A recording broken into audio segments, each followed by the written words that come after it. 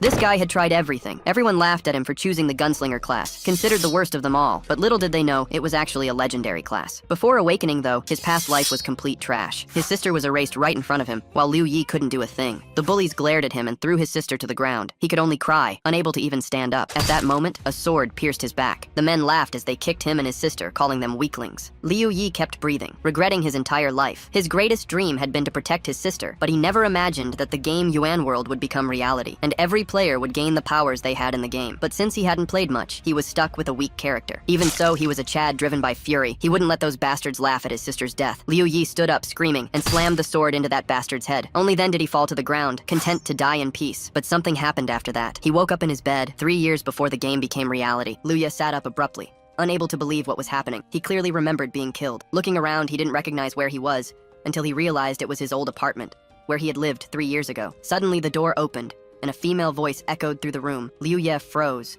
unable to believe his eyes. In the hallway stood his sister, holding a box that contained the access key for the game Yuan World. With a trembling voice, he asked what year it was. Liu Yun, surprised by the question, joked that he seemed to have woken up in a bad mood and said the year was 2030. That hit him hard. Liu Ye stood motionless, unable to believe what he was hearing. Getting up quickly, he ran to the window. With his mouth agape, he realized he had returned to the exact day the game Yuan World first went live. Without hesitation, he hugged his sister tightly and promised himself that this time, he wouldn't let them die. He would become the strongest player, as long as this wasn't all just a dream. It was July 27th, 2030. The virtual reality game Yuan World was launched, and on September 1st, it took control of the world. All players received the abilities of their in-game characters. The marginalized and the lower classes of society suddenly acquired incredible powers. For the first time, they felt a strength they never imagined they could possess. Because of this, chaos erupted, and endless wars for money and power began. Our protagonist chose the path of a player who simply explored the game's world. This led him to a tragic fate. Due to his low level, he ended up dying in Yuan World. However, by some miracle, he had an unexpected stroke of luck. He was reborn and returned 3 years in time, to the exact moment the game was about to be released. This time, he was determined to become the strongest. Mentally, he returned to reality and was surprised when his sister pushed him away. Without realizing it, he had started to hug her. She was extremely embarrassed, thinking her brother was just messing with her. Scratching his head, he gave an awkward smile and said, surprised, that it really did seem like that. We fast forward 8 hours to the launch of Yuan World. Our protagonist put on his virtual reality headset and lay down on his bed. He knew there were only 34 days left before the game would dominate the world. If he could become the strongest player in that time,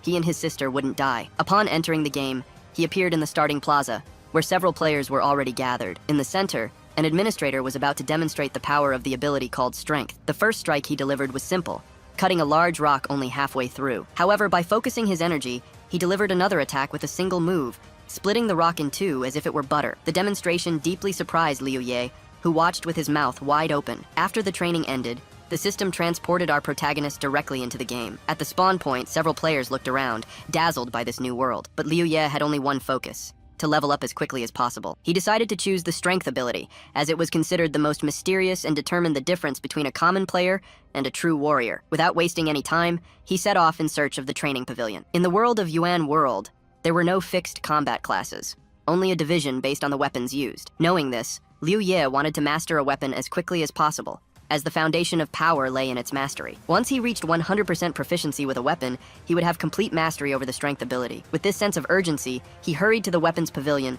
worried that all the training areas would be crowded. However, to his surprise, when he entered the place, he realized it was completely empty. Liu Ye didn't care. He was determined to achieve his goal. He went straight to the weapon rack and began his selection. The katana was his favorite weapon, so he decided to start with it. But he knew he had to test all the available options. After 5 intense hours of training, he was exhausted. Even so, he managed to completely master the use of the katana, making it his primary weapon. Despite his fatigue, he knew he had no time to lose. Without hesitation, he picked up a longsword and began a new training cycle, pushing himself to the limit and ignoring his own exhaustion. In the weapons pavilion, a couple walked through the corridors, admiring how realistic everything around them was. Suddenly, the girl noticed a training pavilion behind the guy. Curious about the sounds coming from inside, she asked what could be in there. The guy looked up, saw the sign above the entrance, and commented that it was probably a training area. Without hesitating, the girl peeked around the corner of the door. It was then that she spotted our protagonist, training tirelessly with a sword, honing his strikes against a wooden dummy. She noticed that Liu Ye was the only one training there, which seemed quite strange to her. The couple approached the weapon rack but didn't pick up any weapons. They first wanted to understand how the training worked. They watched for a few minutes, then threw the weapons on the ground, saying it was a boring activity reserved for losers. As they were leaving, the guy explained that the training pavilion was only for increasing weapon proficiency and offered no other advantages. He even emphasized that reaching 100% proficiency required at least 10,000 strikes. The girl suggested they leave immediately and invest that time in leveling up. The guy agreed instantly. Before leaving, the girl glanced back at Liu Ye one more time. For some reason, he was etched into her memory. Liu Ye, for his part, didn't even notice anyone had been there. He struck relentlessly, showing no intention of resting. On the first day, he completely mastered the katana and the halberd, but his long-awaited special ability wasn't granted. On the second day, he reached maximum mastery with the spear, axe, shield, and hammer.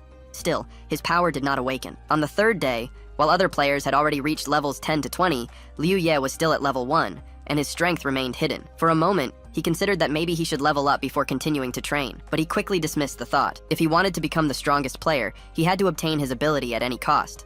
Nothing would stop him. Once again, the scene shifts to the street near the training pavilion. The same couple was walking by, discussing the fact that a player had died. The penalty in UN World was cruel.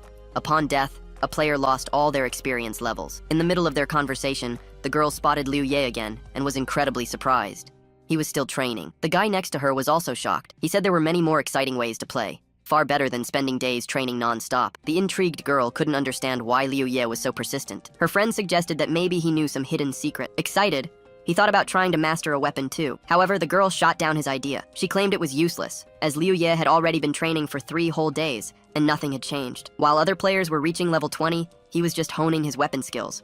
He wouldn't stand a chance of winning that way. Liu Ye, however, completely ignored the couple. He had a goal and wouldn't waste time on distractions. The girl grew irritated with his obsession. She said Liu Ye seemed like a gaming addict, and that even if he did become the strongest fighter, she would never try weapon training. To her, the time was better spent leveling up. With no patience to stay there any longer, she pulled her friend's arm and insisted they leave. They needed to gain more experience as soon as possible. Days later, our protagonist received an unexpected notification. He had mastered 18 types of weapons, and as a result, earned the title of Weapon Master. Now he was able to use the abilities and characteristics of the other 17 weapons with any main weapon he chose. With a whip in his hands, he was exhausted and stood motionless, processing the message before his eyes. He couldn't understand what was happening. He had mastered every possible melee weapon, but his long-awaited special ability never manifested. Because of this, he decided to ditch bladed weapons. Perhaps his true talent lay with firearms. Without wasting time, he headed to the firearms pavilion. As he walked, he reflected on something curious. In his previous life, he had never encountered a player who used power with firearms. Upon entering the pavilion, an impressive hall was revealed before him. There was an immense variety of weapons arranged on metal racks. Without hesitation, Liu Ye chose a pistol. The days were passing quickly. More than 5 days had gone by, and he was certain that other players had already reached level 30. Meanwhile, he was still at level 1. Looking at the huge selection of weapons, Liu Ye felt a tightness in his chest. There were too many options, and because of that, UN World might take over the world before he could master them all. For a moment, he questioned if it was worth continuing. But then, the memory of his sister's death came rushing back with full force. That level 20 player who killed her, the blood boiled in his veins. He had no choice. He couldn't turn back. Without power, he would never become the strongest player. Taking a deep breath, he raised the pistol and began his training. Even if his destiny was to die again, he would never give up. Meanwhile, at the training pavilion, the girl who had previously mocked Liu Ye's dedication decided to come back and check on his progress. However, when she looked inside, she found no one. Surprised, she thought he had given up and left for good. Suddenly, a loud bang echoed through the area. The thunderous sound made her freeze in place. What was that? Instinctively, she followed the noise and went up the stairs toward the firearms pavilion. Peeking around the corner of the door, she was dumbfounded. Liu Ye had stopped shooting. The reason? He had completely destroyed the training target. Around him, a strange greenish aura flickered, as if his very existence was changing. The girl covered her mouth with her hands, stifling a scream. Her eyes reflected pure horror. What on earth was happening to him? Liu Ye, for his part, remained paralyzed. He wasn't looking at anything, as if he were lost in a void. But in reality, he was reading the notification he had been waiting for so long. The message read, "Congratulations, you have reached 100% mastery with the pistol. As a reward, you have acquired a new ability." A shiver ran down Liu Ye's spine. He had finally received his power. Now, for the first time, he felt prepared for the impending disaster. A faint laugh escaped his lips. The next step was clear. Level up and catch up to the other players. His stats were basic. Strength, 5 agility, 5 endurance, 5 intelligence, 5 senses, 5. The only exception was his special resistance, which had only 1 point. Additionally, a new passive skills icon had appeared. but it was empty. Heading for the exit, Liu Ye was ready to start leveling up. However, as he reached the door, he noticed a girl standing in the hallway. She tried to act natural, looking away and casually whistling a tune, pretending she hadn't seen anything. Liu Ye, however, didn't waste time trying to figure out if she had seen something or not. He simply walked right past her, as if she wasn't there. The girl, in turn, felt strangely embarrassed. A wave of irritation washed over her, and she didn't understand why she was so flustered. She wanted to ask what had happened inside the pavilion, wanted to understand the strange aura she saw around Liu Ye, but she hesitated. In the end, she remained silent. Upon leaving the training pavilion, Liu Ye had an insight. Only a weapon truly suited to the player could grant power. With this in mind, he decided to go to the equipment shop. He needed to buy a pistol, ammunition, and a close combat weapon. On the way, he heard rumors about Yuan World. The most relevant piece of information was that the game had reached the milestone of 10 million online players. This only confirmed his concern. Time was passing way too quickly. Arriving at the shop, Liu Ye chose his gear. He acquired a low-level pistol called the White Dragon, which cost 500 coins. He also bought a box of 300 common bullets for 300 coins and a low-level dagger that cost him 200 coins. In total, he spent 1,000 coins on his new acquisitions. As he left the shop, he felt a bit discouraged. The prices were too high, and the fact that the in-game currency had a value equivalent to real money made everything even more expensive. To him, the company behind Yuan World had gone overboard with the item prices. Still, he was satisfied with his new weapons. Looking at the dagger, an idea struck him. Without hesitation, he activated his special skill, Weapons Master. This skill allowed him to overcome the limitations of weapons and apply the powers of one to another. The first real test of his new power was about to begin. Determined to test his skills, Liu Ye went to the Mirror Kingdom Gaming Company. This place allowed players to create a mirrored copy of themselves to fight against. The rules were simple. If a player managed to defeat their copy, they would receive extra money and experience.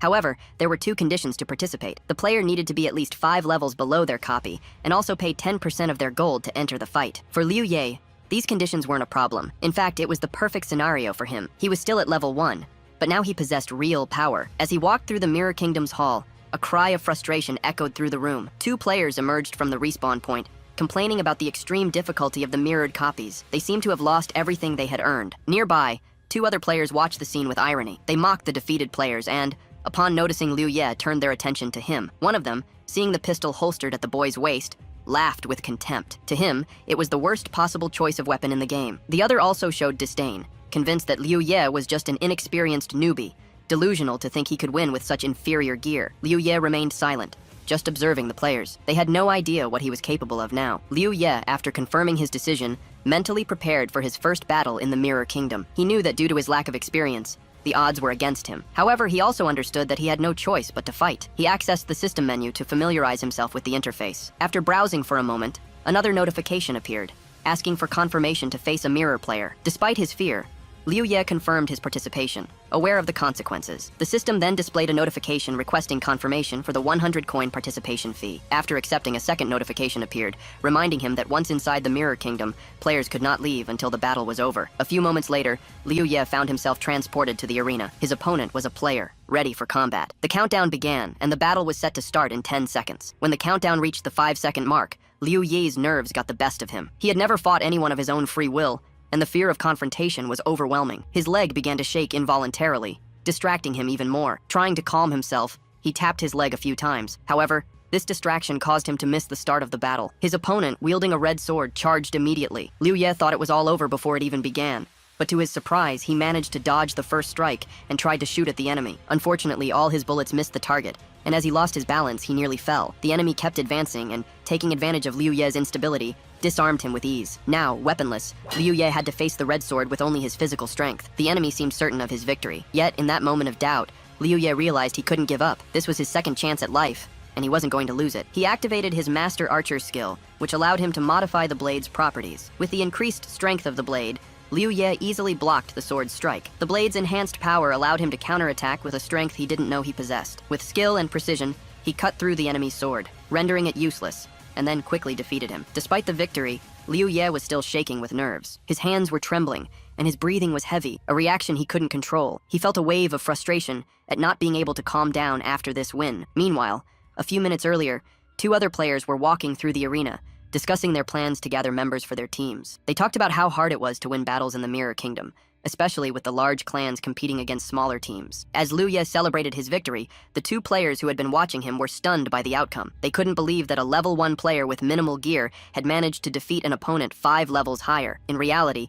the 2 players weren't looking for allies. They were betting money on other players, hoping to make a profit. One of them quickly checked the betting odds on a site called Backstage Garden, eager to see how much they'd win from their bets. The other, meanwhile, carefully analyzed Liu Ye's movements, intrigued by how such a low-level player could beat his opponent. Liu Ye watched his opponent's strikes closely as the countdown to the battle continued. The green-haired guy watched Liu Ye's every move, saying the answer had arrived. The second player commented that it was an excellent choice, never taking his eyes off Liu Ye. Both were eager to see which mirror copy Liu Ye would choose, hoping they could place their bets. Liu Ye checked his own stats. He had leveled up to 5 and his attributes had doubled, but he still felt weak. He realized he needed to get stronger to overcome his fear of battle. If he didn't, he would soon die. With determination, he immediately chose his next opponent, a mirror copy ranked 55th, known as Strikes. The system teleported him to the arena almost instantly. The two guys watching Liu Ye were waiting to bet on his fight, but they were confused when they saw who his opponent was. They were shocked when they realized Liu Ye had chosen a level 10 mirror copy nicknamed Strikes. The green-haired guy snapped back to reality, realizing Liu Ye had picked the strongest possible opponent out of hundreds of other level 10s. He wondered what would happen to their bet, hoping it hadn't been registered, but the white-haired guy revealed the bet had already been placed, and there was nothing they could do. He hoped that if they lost, his green-haired friend wouldn't tell anyone about the bet, as he didn't want to be embarrassed. The bookmaker then announced the odds for the fight, showing the bets placed on Liu Ye and Strikes. Seeing the odds, the two guys were disheartened. The total bets on a Strikes victory exceeded 200,000, and they had lost all hope. At that moment, Strikes appeared before Liu Ye. Strikes, holding a katana, was equipped with the Persistent Fighter set. Meanwhile, Liu Ye, a level 5 player, only had a pistol, a dagger, and basic gear. The countdown to the battle began, and as soon as Liu Ye saw his opponent, his legs started shaking again. This enraged him. To stop the shaking, he plunged the dagger into one of his legs. With only 2 seconds left before the battle started, he took a fighting stance, determined not to repeat the mistakes of his first fight. When the battle began, Liu Ye wasted no time and immediately rushed toward Strikes, skillfully dodging his attacks. Although Liu Ye's pistol was powerful, his aim wasn't the best, and Strikes managed to dodge or block most of the shots. After a few moments, Strikes grew tired of this and quickly disarmed Liu Ye. Without hesitation, Strikes went in for a fatal blow. It seemed like the blow would be impossible to dodge, but Liu Ye wasn't ready to give up. He activated his special ability and his eyes glowed blue. Liu Ye made an incredible forward leap, narrowly dodging Strikes' deadly blow. After sliding back a bit, he realized Strikes wasn't chasing him. With a moment to recover, Liu Ye assessed the situation. His health was at 20 out of 100, and his cognitive power was at 28 out of 30. The battle had just begun, but Liu Ye was focused on his survival. Liu Ye was one step away from defeat. His normal attacks couldn't even scratch his opponent, and he realized he had chosen an adversary he couldn't defeat. He should have opted for a weaker fighter and used that time to level up instead of going so far so fast. But even so, after a moment of doubt, Liu Ye returned to his fighting stance, finding it almost funny how hard this was. He believed that to overcome his fear, he needed to keep fighting without giving up. Considering that standing still wasn't a good option, he decided to run straight toward his enemy. At one point, the hero turned to the side to avoid a mortal blow that would have surely depleted all his health. However, Liu Ye underestimated his opponent's speed. In seconds, Strikes was behind him, taking him by surprise. Liu Ye realized he had no chance of winning, so he decided to risk it all. Before the fatal blow, he turned to face Strikes, drew his pistol, and fired. In a final clash, they both exchanged fatal blows. Strikes' katana sliced Liu Ye in half, while the shot from Liu Ye's pistol destroyed Strikes' head. The system determined that Liu Ye dealt the fatal damage faster than Strikes, and so he was declared the winner. His reward was a large amount of experience, money, and a level up. Now, Liu Ye was much stronger, at level 13. All his attributes increased to 17, except for endurance, which only went up by 1 point. He let out a sigh of relief, realizing he had been on the verge of death and yet had won that incredible battle. Many other notifications arrived, the most important being that he had reached level 10. Now his rebirth ability had evolved into the capacity to choose his development path. Meanwhile, the two guys who had bet on Liu Ye's victory were surrounded by a crowd and pushed against the wall. Those who lost the bet had to hand over all their money to the other participants. One of the guys was on the verge of tears, asking if they could just give half the money instead of all of it. But the one-eyed gang pointed at them and said that wasn't an option, and they couldn't get out of this loss so easily. The white-haired guy couldn't take it anymore, and yelled that he couldn't believe they really thought they had already won when the result wasn't even final yet. Gang, pointing at the board, stated confidently that Strikes would win, since he couldn't possibly lose to a rookie. If that happened, he was ready to cause a huge scene with the bets. Before Gang said that, Strikes was considered one of the top level 10 copies. However, moments later, the board updated, and everyone was shocked to see that Strikes had been defeated. The surrounding crowd could hardly believe it, their mouths hanging open in shock. Their world instantly fell apart. The green-haired guy was beaming, thrilled with the win, and the two friends were happy they had won. Meanwhile, Liu Ye, the protagonist, was returning victorious from the arena. A list suddenly appeared before him. He looked at it for the first time and didn't fully understand what it meant, but he decided to finish the match. As he was logging out, his sister came into his room and called him to eat. Upon entering the kitchen, Liu Ye wasted no time and started eating immediately. His sister Yun said she had prepared his favorite mushrooms, but Liu Ye paid no attention to her words. He was too immersed in his thoughts about Yuan World, where he had discovered 2 new skills he didn't even know he had. The first skill was Invasion Flame, which offered an incredible effect.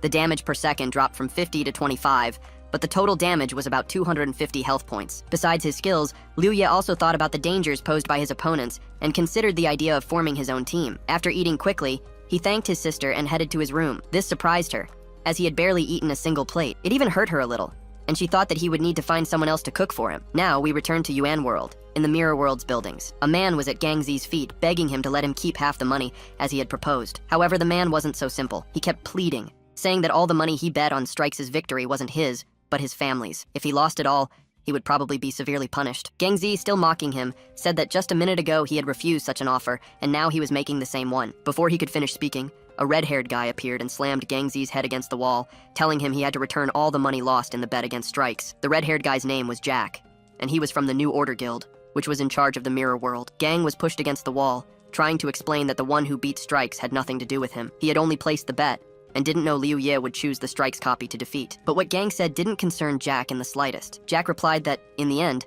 the white-haired guy was the one who profited, and even if he managed to escape responsibility here, things would be handled differently in the real world. Gang tried his best to defend himself and, to avoid being bothered in real life, offered all the money he had won from the bet. Jack, however, suddenly refused and said he didn't need it, letting the poor man go. Gang thought for a moment, and with a very serious expression, said he had nothing else to offer as compensation. Jack, with a frightening look, simply mentioned a favor Gang would have to do for him. And of course, he had no choice but to agree. Now, let's get back to our hero, who logged back into the game after dinner to continue leveling up. He knew he couldn't hesitate, because he needed to be well prepared for Judgment Day. Soon, Liu Ye received a notification confirming his choice to upgrade the Kai Heal skill. Without hesitation, he confirmed the enhancement and immediately received 3 notifications. The first was about the skill he had chosen. The second informed him that his tally was complete, and his combat power was now 15.6. Additionally, he received a new title called Low-Level Warrior. One of the biggest surprises for Liu Ye was realizing that by choosing the skill, he had acquired a dual attribute, and several of his stats had increased considerably. Looking at his stats, he was very surprised,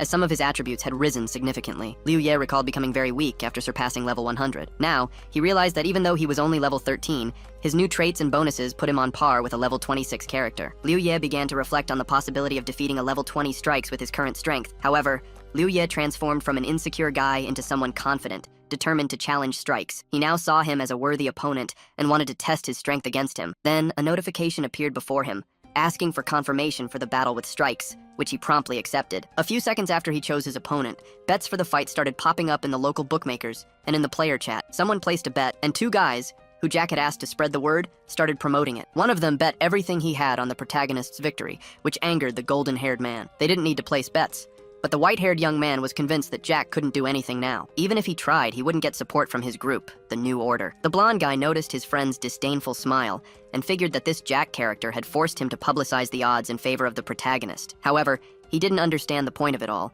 since it was obvious no one would bet on Liu Ye, and the odds would be very low. But the guy didn't answer, as his only job was to stir up trouble. The scene shifted to the battle arena inside the Mirrored Realm, where the combat was about to begin in 10 seconds. On one side, Strikes, level 20, armed with 2 katanas and advanced armor. On the other, Liu Ye, level 13, with only a pistol, a dagger, and starter gear. Liu Ye began to ponder, thinking that with enough cognitive power reserve, he could predict the right moment to destroy Strikes easily. The system announced the start of the battle. The protagonist didn't hesitate and attacked immediately.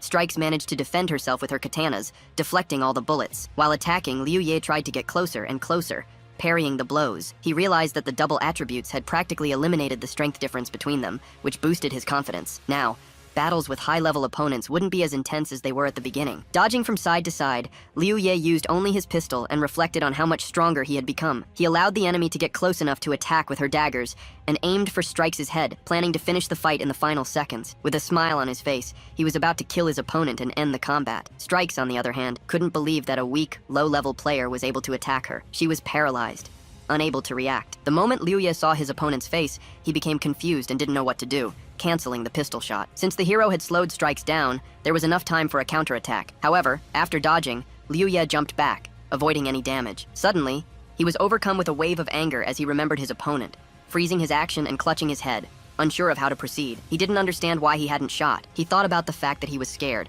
that he simply feared death. Looking at his opponent and his weapon, The young man thought he would never be able to take his destiny into his own hands. More importantly, he thought he would never grow up and would continue to fear everyone in his path. Gripping the gun tighter, he understood his future was being decided right there, and his opponent, the girl, also understood that only one winner would emerge from this battle, and that the protagonist's destiny was at stake. Taking an impressive leap towards Strikes, they both decided to clash head-on. Strikes landed the first blow, which should have cut off our hero's head, but Liu Ye managed to dodge, moving quickly behind her. Then he grabbed her by the head, aimed the gun, and in that moment, his thoughts were clear. He had already grown up, become a completely different person. Without hesitating for a second, Liu Ye fired, and 3 notifications immediately appeared before him. The first said he had defeated Strikes, the second that his level had increased, and the third that he had reached level 20, now able to choose how to further develop his power. The protagonist's face was incredibly serious. He understood that he had not only grown, but was now ahead of all the other players. Meanwhile, in the lobby, those who had bet on our hero couldn't believe what they were seeing. They had actually won. Then, unexpectedly, the green-haired guy commented that the bets didn't affect the other players. Even though Jack had opened a second bet on a level 20 Strikes, she still lost to Liu Ye. Now, everyone knew how strong he was. The same guy started to think that after defeating the level 20 Strikes, Liu Ye had probably reached level 22 or even 23. He concluded that Liu Ye could only fight against level 30 mirror copies, whose rewards were very high. The hero knew it was Strikes, but the guy couldn't understand how Liu Ye was so confident he could defeat a level 30 mirror copy of Strikes with 100% certainty. They assumed that as soon as the protagonist faced the level 30 Strikes, he would probably lose and be in great danger. As soon as Liu Ye teleported back to the mirrored realm, he realized he had not only grown, but had also pulled ahead of the other players. Looking at the tournament board, he saw a level 30 mirror copy of Strikes, holding the first place spot. If in previous battles Liu Ye had managed to prove to himself that he was stronger than the other players, now he needed to destroy the level 30 mirror copy of Strikes, as most players claimed she was invincible. Before he entered the battle, rumors started circulating around the protagonist. They said one of the players had reset his account to get revenge on the level 30 Strikes, but in the end, he still lost. The titles of Invincible Copy and Strongest Fighter were given to Strikes for a reason. More importantly, he heard that thanks to this copy, the New Order Guild had become the strongest because of Strikes. After that, Liu Ye didn't hesitate to summon the system before him. He had a murderous look in his eyes, eager for the fight with Strikes. The system asked again if Liu Ye really wanted to enter the battle against the level 30 mirror copy of Strikes. Of course, he didn't hesitate, and the system immediately transferred him. Jack, watching Liu Ye from a distance, ordered all his subordinates to open bets on Strikes' victory. The scene shifts to 2 guys. One of them places a bet on the protagonist's victory, which makes the green-haired man lose his patience. He thought that Liu Ye simply had no chance against the level 30 Strikes. However, the white-haired guy ignored him, insisting that he believed in Liu Ye. Soon, we're brought to the arena where his enemy, the level 30 Strikes, was waiting. He wielded a very unusual weapon, a katana named Last Will, and his gear was called Fierce. Liu Ye, on the other hand, was only level 23. He had a pistol, a common dagger, and beginner's gear, making it look like he stood no chance at all. After a moment, a notification popped up for Liu Ye. It informed him that his intelligence stat had surpassed 100 points, increasing his intelligence knowledge power by +1. Focused on the notifications, Liu Ye didn't realize the battle had started. Strikes wasted no time and attacked immediately, dealing 411 damage to Liu Ye's health. Liu Ye was shocked, as he only had 18 health left, and he couldn't believe Strikes' speed. The second attack should have finished Liu Ye off, but somehow, he managed to block with his dagger and survive. With each passing second, Liu Ye grew more frustrated with his opponent as he realized just how serious this fight was. If he had blocked a second later, he would have died with no time to heal. With great difficulty, he parried the attack and dodged back, simultaneously firing his pistol at Strikes. Each bullet flew with stunning accuracy. Liu Ye didn't want to drag out the fight and tried to end it as quickly as possible. However, all his attempts to land a hit were futile. Strikes dodged them easily, as if everything was moving in slow motion for him. In a single move, Strikes closed the distance, ready to end the fight with one blow. Liu Ye was caught off guard. To his surprise, Strikes barely flinched at the dagger attack and still managed to land a blow, forcing Liu Ye to constantly heal himself. Liu Ye couldn't block the attack. If he hadn't reacted in that split second, it would have been game over for him. However, he recovered just in time, ducking and sidestepping Strikes' attack. Liu Ye immediately put some distance between them and tried again to hit Strikes with his pistol. Suddenly, Liu Ye was lost in thought. He realized that even though his own stats were comparable to a level 46 player, Strikes was still able to pressure him. But as he composed himself, Liu Ye knew he wasn't ready to give up. He realized that if this was the extent of Strikes' power, he could deal massive damage in just a few seconds and secure the win. It was then that Liu Ye decided to use the skill, Study of Blessing. This skill boosted all of the target's stats and activated a unique state that lasted for 1 minute. Liu Ye also studied the curse, which could cause one of 10 effects, like weakness, aging, lethargy, stupidity, fatigue, poisoning, hallucinations, perception changes, chaos, and madness. After learning the skill, a notification appeared, confirming that the blessing had been acquired. His combat power was 15, but more importantly, his stats multiplied, giving him a huge advantage over strikes. Liu Ye didn't hesitate. He shouted to activate the blessing, knowing he wasn't high level enough to beat strikes, but trusting that his stats would be enough. Moments later, a notification appeared. It informed him that he had spent 400 cognitive power points, and that all his stats increased by 200 for exactly 1 minute, after which they would return to normal. A white aura began to surround Liu Ye, projecting an aura of terror to everyone before him. It was this aura that gave him courage, as he knew that by activating the skill for a full minute, he would have enough power to destroy strikes. Caught off guard, strikes froze, bracing for the protagonist's next move. But he quickly decided to take the initiative. He charged forward at full speed, intending to finish Liu Ye once and for all so he wouldn't have to face him again. Liu Ye thought for a moment. Once he defeated strikes, everyone would know he was hiding incredible skills and abilities. He'd be hailed as the strongest player. But snapping back to reality, Liu Ye saw the enemy closing in fast as he dodged from side to side. But his dodging wasn't enough to avoid Strikes, who was already close enough to attack. So Liu Ye aimed his pistol and fired. The first bullet hit Strikes in the chest, making him halt his attack in confusion. After the first shot, Liu Ye didn't stop. He relentlessly kept firing at his enemy. A few seconds later, over 10 bullet holes were visible on Strikes' body. It looked like he should have fallen, but suddenly, he was completely unharmed and ready to keep fighting. With a smile on his face, the enemy seemed to understand what was happening. While reloading, Strikes realized the protagonist's stats were much higher than players of the same level. On top of that, he had passive skills that activated at critical moments. That was the true strength of Strikes. Besides that, the Mirrored Kingdom system worked against NEP players, making victories even harder to achieve. Liu Ye understood he was a complete exception, and so he took a fighting stance. With his buff's duration about to run out, he knew he had to finish Strikes before it ended. Determined to end it before his time ran out,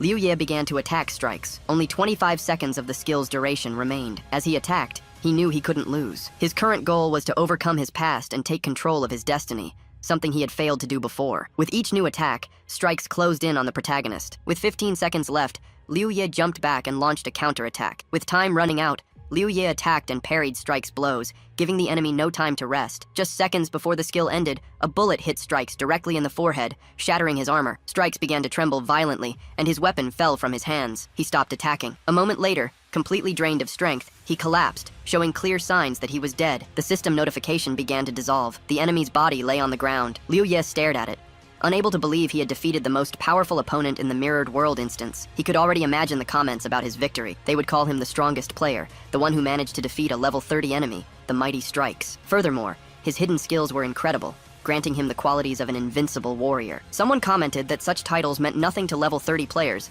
as they belonged to completely different worlds in terms of strength. To illustrate, one of the spectators explained that a level 30 player was, at best, like the ground beneath the protagonist's feet, meaning they could never reach his level. The protagonist's imagination sent his self-esteem soaring, lifting his spirits even higher after the victory against Strikes. Then, several notifications popped up on his interface. The first one congratulated him on his victory against Strikes, while the second informed him of his huge reward in both money and experience. He could barely contain his happiness. Not only had he gained money and experience, but he had also overcome a great fear. Just then, the system teleported him back to the Mirrored Kingdom. In the waiting room, Jack had watched the battle and couldn't believe that Liu Ye had defeated the strongest copy in the Mirrored Kingdom. What infuriated him most, however, was the money he lost betting on Strikes to win. Meanwhile, two players who had bet on the protagonist were euphoric. They jumped for joy, and a white-haired young man smiled at the stones around him, saying he was right about Liu Ye and that his bet had paid off. He then suggested that from now on, everyone should always follow their instincts. However, his friend grabbed his arm and warned that it was too early to celebrate, as many things could still happen. He advised that they both log off from the game and, in real life, move to another apartment to avoid being found by Jack. The scene shifts to the real world, in the protagonist's house. He is sitting on his bed, silently reflecting on his victory against Strikes, the game's strongest copy. Suddenly, the door opens. A girl appears from another room and remarks that he must be hungry, inviting him to get something to eat. However, he had other plans. With a smile on his face, he said the two of them were going out for a walk and that he would take her out for some barbecue. As they walked down the stairs, the girl asked her brother where he had gotten the money, since restaurants were expensive for them. Laughing, he replied that she wouldn't believe it. He had won a large sum of money in the game, and because of that, they needed to celebrate their good fortune. His sister accepted without question and didn't ask for more details. The next day, still at the protagonist's house, he made an online purchase. After completing the transaction, he received a confirmation that the order would arrive in 2 months. Sitting at the table, he couldn't believe it. In just 24 days, Yen World was supposed to take over the real world, making those 2 months far too long to wait. Still, he had no choice, as the nearest store he checked was out of stock. Instead of letting it get him down, he gathered his determination and decided he needed to work even harder while waiting. The scene then shifts, and we see two girls walking along the waterfront. They were extremely embarrassed, as all the passers-by were staring at them. The best friend suddenly decided to ask Yun why Liu Ye had asked the girl out on a date. Thoughts began to flood her mind, and she feared that something terrible had happened. Yun, however, kept a beaming smile from ear to ear and remained silent for a while, lost in thought. She was imagining how she would introduce her brother to her friend, as that was her real goal. After all, the girl was incredibly attractive, came from a good family, and most importantly, had a wonderful character. If she became her brother's fiancé, Yun would have nothing more to worry about. A moment later, snapping back to reality, Yun smiled and replied that her brother missed her a lot, which is why he wanted to see her. Without much expression, her friend asked where she had been lately, since she hadn't even been responding in the workgroup chat. Yun started to suspect her friend might have a boyfriend, but even if that were true, she wouldn't give up on her plans. She was firmly decided that the date with Liu Ye would happen. Nian, sighing, adjusted her cap and said she didn't even know how to explain. Suddenly, the girl shouted loudly, revealing that her parents were forcing her to play an incredible online game. Yun was confused by the unexpected answer and didn't know what to say. Meanwhile, we are transported to a local bar. Jack, consumed by rage, forcefully struck a red-haired girl he had called over to try and calm him down. The blow was brutal, and the girl fell to the floor, hitting it hard. Even as she lay injured, struggling to stay conscious, Jack continued to attack her. He hated the way she tried to calm him, feeling that she pitied him, something he despised. A crowd began to gather, outraged by what they were witnessing. But no one had the courage to intervene. After all, this wasn't the first time Jack had acted this way. Noticing the stares from the people around him, he grew even more irritated and asked what they were whispering about. However, no one answered. On the contrary, one by one, they all began to disperse, running in opposite directions to avoid the same fate as the girl on the floor. Jack, still unsatisfied, spat on the girl before grabbing his phone when he heard someone call him friend. He answered the call immediately and asked if the person on the other end had found the protagonist's address. The answer was no, but the person claimed to have a plan. Jack listened intently and, without hesitation, asked if the plan was truly foolproof. When he heard that success was 100% guaranteed, his expression changed. His furious eyes made it clear that he craved revenge against Liu Ye and wouldn't stop until he got it. With a voice laced with malice, Jack said that as soon as they found the guy, he would send the rest of the money immediately. The conversation ended, and the scene shifts to Liu Ye, who had just logged into the game. He was standing in front of the Mirrored Kingdom's building, reflecting on the max level of the mirror copies, which was level 30. He understood that at his current level, he couldn't level up there anymore, as the enemies were too weak for him. Given this, he decided it was time to leave. Turning around, he started walking towards the Ruined Kingdom, a place where he could grow even stronger. However, as he stopped to look at his own appearance, he realized he couldn't keep wearing his starter armor. It was time to think about buying a new set. Liu Ye headed to a weapon shop. As he approached the display window, a system window opened before him, showing the items available for purchase. However, when he saw the prices, he froze for a few seconds. His expression made it clear he simply couldn't afford to spend that much on armor. Disappointed, he left the shop and continued walking through the Mirrored Kingdom. He soon realized there was no reason to stay, as it was impossible to get the materials needed to craft equipment in that place. So, he decided to go to the Ruined Kingdom, where he could easily get this material and craft level 20 equipment. Although he had enough money to buy level 20 equipment directly, he preferred not to rush. After all, he would soon reach level 30.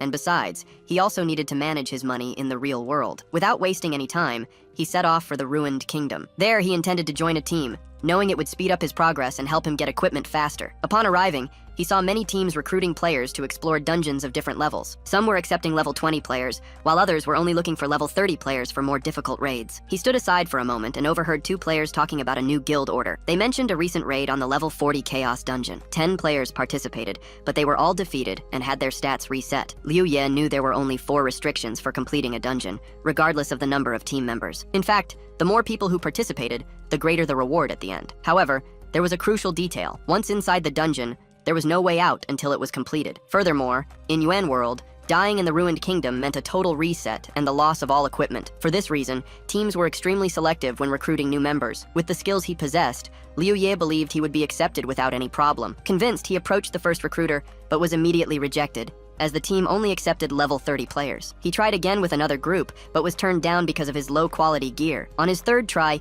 he didn't even get a chance to speak, as the team was already full and didn't need any new players. Frustrated and utterly disappointed, he fell to his knees. He couldn't believe that no one wanted him, even after he had defeated Strikes, a level 30 enemy. He thought his strength should be taken into account, regardless of his level and gear, as he had already proven he wasn't a weak player. Discouraged, he started considering grinding the easier dungeons for basic gear, but he knew it would be a long and tedious process. Still, he gathered the strength to get up and was preparing to follow this only option when he suddenly heard footsteps behind him. Right after, a voice announced that a team needed one more member. Curious, Liu Ye turned to see what it was about, not understanding who the offer was for. Before him stood Jack, smiling. With a calculating look, Jack suggested he join their expedition into a dangerous level 35 dungeon designed for 10-player teams. Exchanging glances with Jack, Liu Ye sensed that something was off about the proposal. Still, Jack kept talking, assuring him that the team was strong enough to handle the challenges on their own. They just needed one more person to complete the party. To activate the raid portal, they needed one more player. Surprised, the protagonist couldn't believe what he was seeing. He also felt like he'd seen Jack somewhere before, but he couldn't remember exactly where. Jack didn't give Liu Ye time to think. He said if he wasn't interested, he'd find someone else. Not wanting to miss this chance,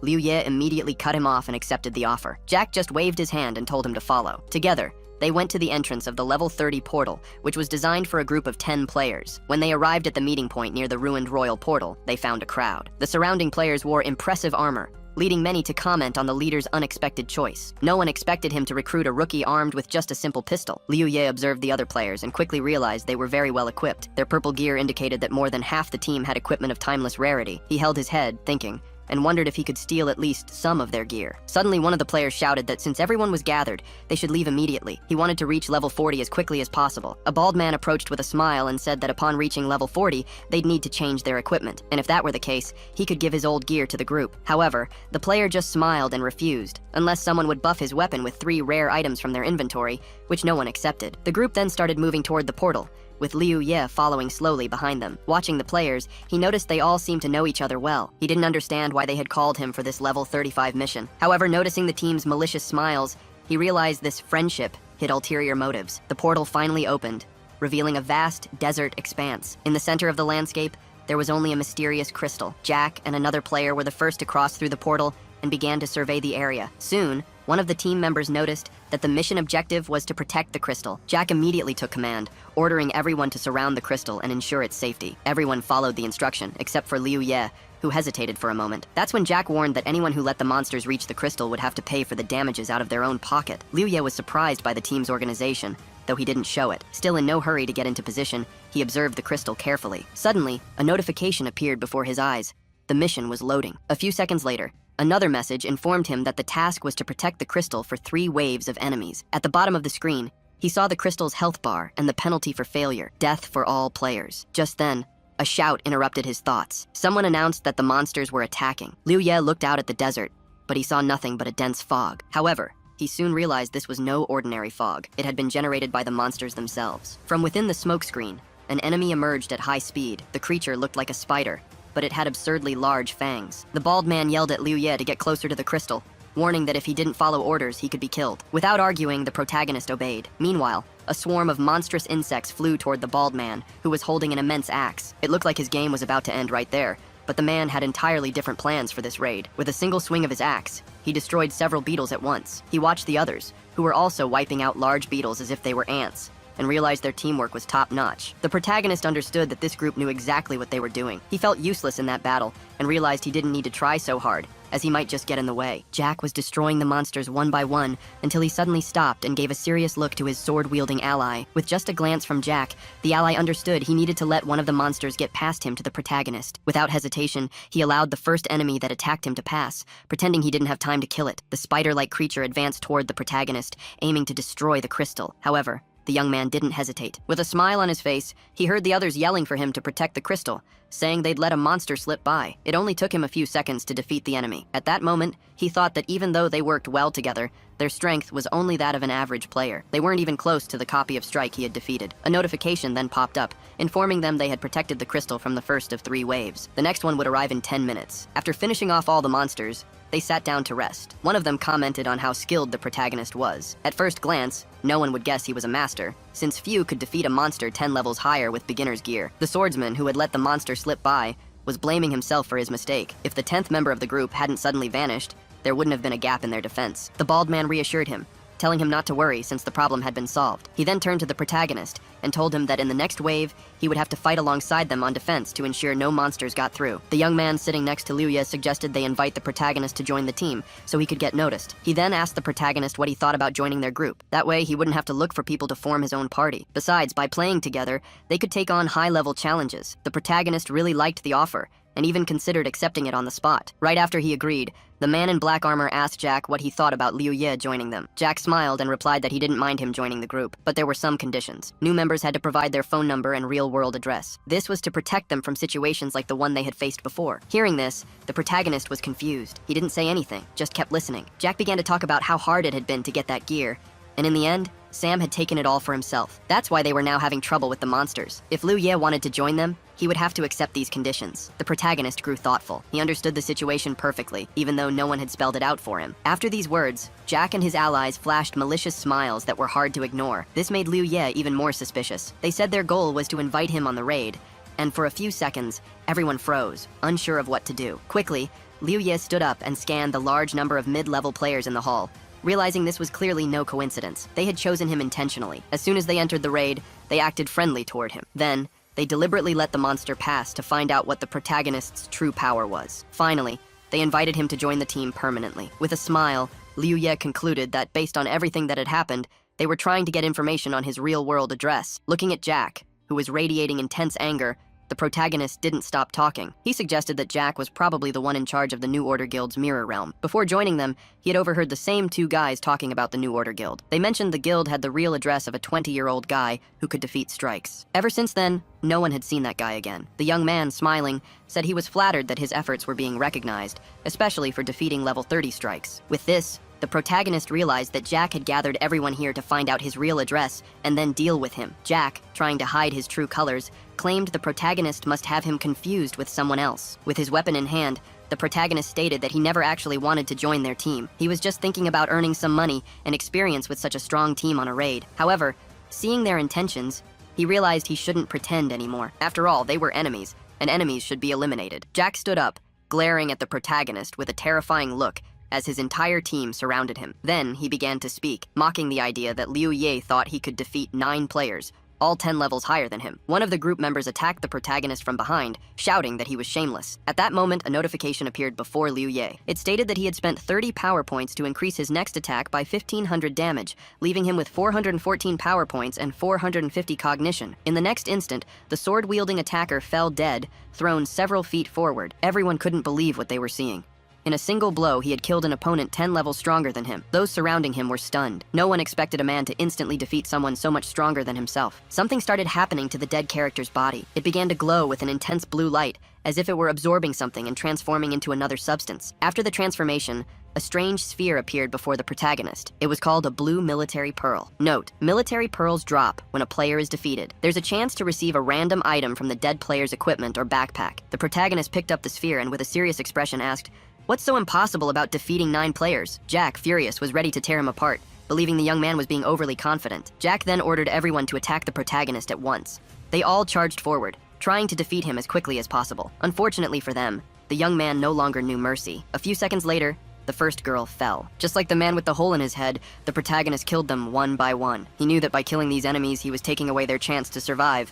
But unfortunately, he had no other choice. He couldn't die here. His sister wouldn't be able to get the players' identities, so no matter what they said, he had to get stronger. With his current strength, he wouldn't be able to protect his sister when Yuan World took over their world. The protagonist decided he needed to rise to the top, but first, he had to eliminate those who might stand in his way in the future. Therefore, to achieve his goal, Liu Ye decided to walk over the mountain of bodies piling up around him. Jack and his entire squad were paralyzed, wondering why they couldn't kill him. After all, their levels were much higher than the protagonist's, and their gear was better. The young man was extremely irritated, though he had already guessed the protagonist was strong. All of Jack's allies tried to persuade the protagonist to stop. They believed that if he killed any more of them, they wouldn't be able to clear the dungeons and would lose all their resources. The protagonist replied that it didn't matter to him, as he could simply go to the secret mirror zone and do the same thing. Whatever he lost, he could recover in a single day. But for them, the situation was different. Their equipment would be lost, and they lacked the strength to defeat the Mirror Realm characters. Jack grew even more irritated and said he could gather people to stop the protagonist from entering the secret mirror zone, but Liu Ye just laughed in response. Then he started killing Jack's allies, something Jack himself couldn't believe. Jack wanted to order them to avoid more deaths, but before he could even speak, 2 players behind him were already dead. As his allies were defeated, Jack remembered a time when he had greeted an important person who told him they had to remain the top players in Yuan World.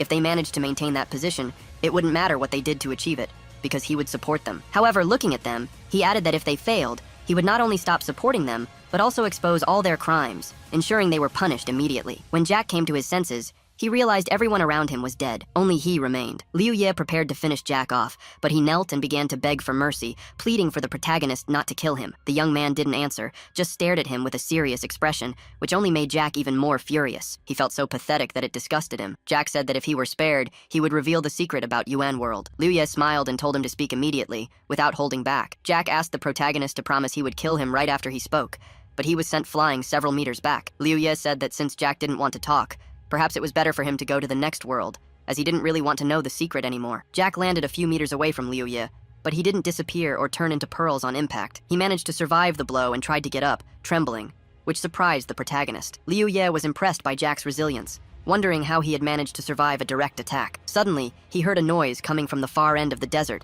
and immediately deduced that a second wave was about to begin. To start, Jack said that Liu Ye must know some of Yuan World's secrets, otherwise he couldn't have become so strong. What surprised Jack the most was that even he couldn't handle Liu Ye. Because of this, he planned to report all of this to his superiors. After that, Liu Ye wouldn't just have to deal with Jack, but would likely die and be sent back to level 1. Getting to his feet, Jack continued, asking if the protagonist really thought he could stand up to people stronger than him, like Jack. That was impossible, since very few people could level up that way. When the secret Liu Ye seemed to know became useless, Jack was sure he would no longer have an advantage. The man began to beg again, asking the protagonist to let him go. In exchange, he would reveal his secret, and together, they could use Liu Ye's incredible strength to clear the rest of the dungeon. Liu Ye smiled and asked why he thought he would die and be unable to clear the dungeon by himself. Jack couldn't believe the protagonist's words. He was only level 28, and no matter how strong he was, everyone has their limits. Or so Jack believed. But suddenly, the protagonist asked, what if I had level 56 gear? It wouldn't be hard for me to clear a level 35 dungeon, would it? Jack couldn't believe Liu Ye's words. The protagonist held 2 pearls in his hands and asked if this was, by any chance, the gear he wasn't supposed to have. Looking closer, Jack saw the blue orb in the man's hands. He couldn't believe what he was seeing. The surprise on his face was unmistakable. With a confident and determined smile, the protagonist shouted for the blue orb to open and release its equipment. In an instant, the protagonist appeared, dressed in yellow and black armor. He wore a frost tank top that gave him incredible buffs, and it was also purple ranked. A purple ranked rapid combat suit protected his entire body, offering resistance, strength, agility, and armor, requiring level 30. The combat gloves provided the same attributes, with more focus on sensation, but the strength stat was removed. Violet-ranked high-speed combat boots granted the protagonist impressive agility. The most important item was the purple-ranked beam katana, which gave Liu Ye a 160 attack power bonus and also increased his defense by 30. Now, the hero possessed incredible stats, and based on combat calculations, he had the skills of a level 46. With a smile on his face, he remarked that he should thank the men who had just died at his hands, as he had gotten free equipment from them. Now, with this gear, his combat abilities had more than tripled, showing that his opponents were truly incapable of seizing opportunities to defeat him. Jack was completely stunned. He couldn't believe that Liu Ye had increased his stats nearly 3-fold. Moments later, he realized that everything was starting to irritate him. The surprise turned into rage and hatred. He started shouting that no matter how much stronger the hero had become, he wouldn't be able to clear the dungeon alone. It was simply impossible. Around them, the sounds of monsters approached with incredible speed. Then, one of the monsters leaped onto the crystal. The heroes killed anyone that approached without even blinking. After killing one ant, several more appeared. Hundreds of ants attacked from behind, trying to kill him and reset his level. Liu Ye wasn't going to give up so easily. One by one, he killed the ants, giving them no chance to win. Liu Ye knew that if he didn't win, he couldn't protect his sister. Thanks to the pearl's effect, he didn't need to use his intellect to eliminate the insects attacking him from all sides. He was ready to bravely defend the crystal, despite enemies coming from every direction. His life was on the line, and he needed to secure this victory. He defeated the ants one after another. The number of corpses just kept piling up, but it seemed endless. When Liu Ye's health dropped to almost 0, he used a healing spell, allowing him to continue the battle without losing strength. Meanwhile, Jack managed to kill a few ants. He noticed the protagonist's health was low, but to his surprise, he healed quickly. Jack couldn't believe his eyes. He thought Liu Ye was using rare potions and yelled that it didn't matter. Jack believed he just needed to dodge, and he could outlast Liu Ye. Liu Ye paid no attention to Jack, focused on killing the creatures surrounding him. Jack kept screaming that he would pay for his arrogance, but Liu Ye just smiled and told Jack to worry about his own survival. He said he could easily destroy the monsters and handle the situation, so even if Jack begged for mercy, it wouldn't save him. These words angered Jack even more. He couldn't believe that even in such a desperate situation, Liu Ye was so confident and bold with his statements. Staying alert, Jack noticed an ant trying to attack him from the side and killed it instantly. Meanwhile, Liu Ye continued to eliminate an impressive number of monsters. His health was again reduced to a minimum, but he used his healing ability once more continuing his fight tirelessly. Hours passed as he killed ants. There was no hesitation in his eyes, only a field of corpses around him, but the creatures never stopped attacking the crystal. Jack, on the side, watched the massive number of dead monsters and couldn't believe his eyes. He thought it was impossible for Liu Ye to have so many healing potions, as the amount he had used was far greater than any player could carry for such a test. As Jack stared at the pile of bodies, he didn't notice a monster suddenly appear, grabbing his hand and dealing heavy damage. His health dropped to a minimum again. He wanted to use a healing potion quickly, but when he opened his inventory, he saw it was empty. He was bewildered, realizing this was the end. His health was at rock bottom, and enemies were closing in from all sides. He had no strength left to keep fighting. The monster started tearing him apart, attacking him relentlessly, wounding every part of his body it could. Even in such a desperate situation, Jack couldn't accept that he would die first and not get to see Liu Ye die before him. But looking over at the hero, he realized Liu Ye was still handling all the enemies, killing them without much trouble. He decided Liu Ye would pay for this insolence once he respawned in the lobby. The young man watched everything with a smile because he wasn't tired at all and still had plenty of strength. He even enjoyed facing all the monsters that attacked him. After all, that's how he gained experience and combat skills. At that moment, Jack was sent to the lobby, his level nullified. A notification appeared on the protagonist's screen, indicating that his team had only one person left: himself. By meeting all the conditions, the reward for completing the dungeon would be increased tenfold. After several hours of fighting the insects, the hero crouched on the ground, exhausted, trying to catch his breath. An impressive number of defeated ants lay around him, all eliminated by him, and finally the wave of attacks ceased. The insects stopped attacking, and looking at the mountain of bodies, he felt relieved, knowing that the ants would disappear before the second wave. If that didn't happen, he wouldn't know where the crystal was and wouldn't be able to protect it. Not far from him, he saw the inscription, Golden Orb. The Golden Orb allowed a player to receive 3 random items from a dead player's inventory. As soon as he saw the orb, Liu Ye quickly stood up with a smile on his face. He couldn't believe he had actually found the Golden Orb, as he'd expected from the manager of the mirror copy. Finally, he had done something right. Approaching the Golden Orb, the protagonist picked it up and thought for a moment, knowing he didn't have much mental energy left. He would have about 10 minutes to rest, which would restore half his strength. Naturally, this wouldn't be enough for him, as he was on the third and final wave. Now he realized he shouldn't have attacked the Zukovs so early. He should have waited for the final wave. Now, all he could do was hope the Golden Orb would yield something valuable to help him face the last wave. As he spoke the words to open the Golden Orb, a notification appeared before him, offering a choice between equipment and items. Liu Ye started to reason logically, thinking that his strength, agility, and armor would soon reach 100 points. He wondered if he could get equipment that would improve these 3 stats and increase his combat ability. Therefore, he selected the equipment option. Immediately, a notification popped up saying the system was opening the orb and the equipment would be retrieved. He received a set of purple and gray amber equipment, which gave him 10 agility and 5 senses. The exact same second ring fell into the protagonist's right hand. The third item he got was a purple class pendulum pistol, which gave him 200 strength, 30 wisdom, and a locking ability. Plus, it could triple the damage of each attack or stun the target. The pistol also had an automatic reload, but it took a full minute to recharge completely. Liu Ye was in a state of shock, unable to believe what he was seeing. To him, this was simply incredible. He believed this was his lucky day, as he not only received buffs for all his gear, but also upgraded his main weapon. Accessing his stats, the protagonist noticed that 4 of them had surpassed 100 points, which made him very happy. This meant his combat ability was stronger than ever. After thinking for a moment, Liu Ye realized that if it weren't for those who attacked him, he wouldn't have become so strong.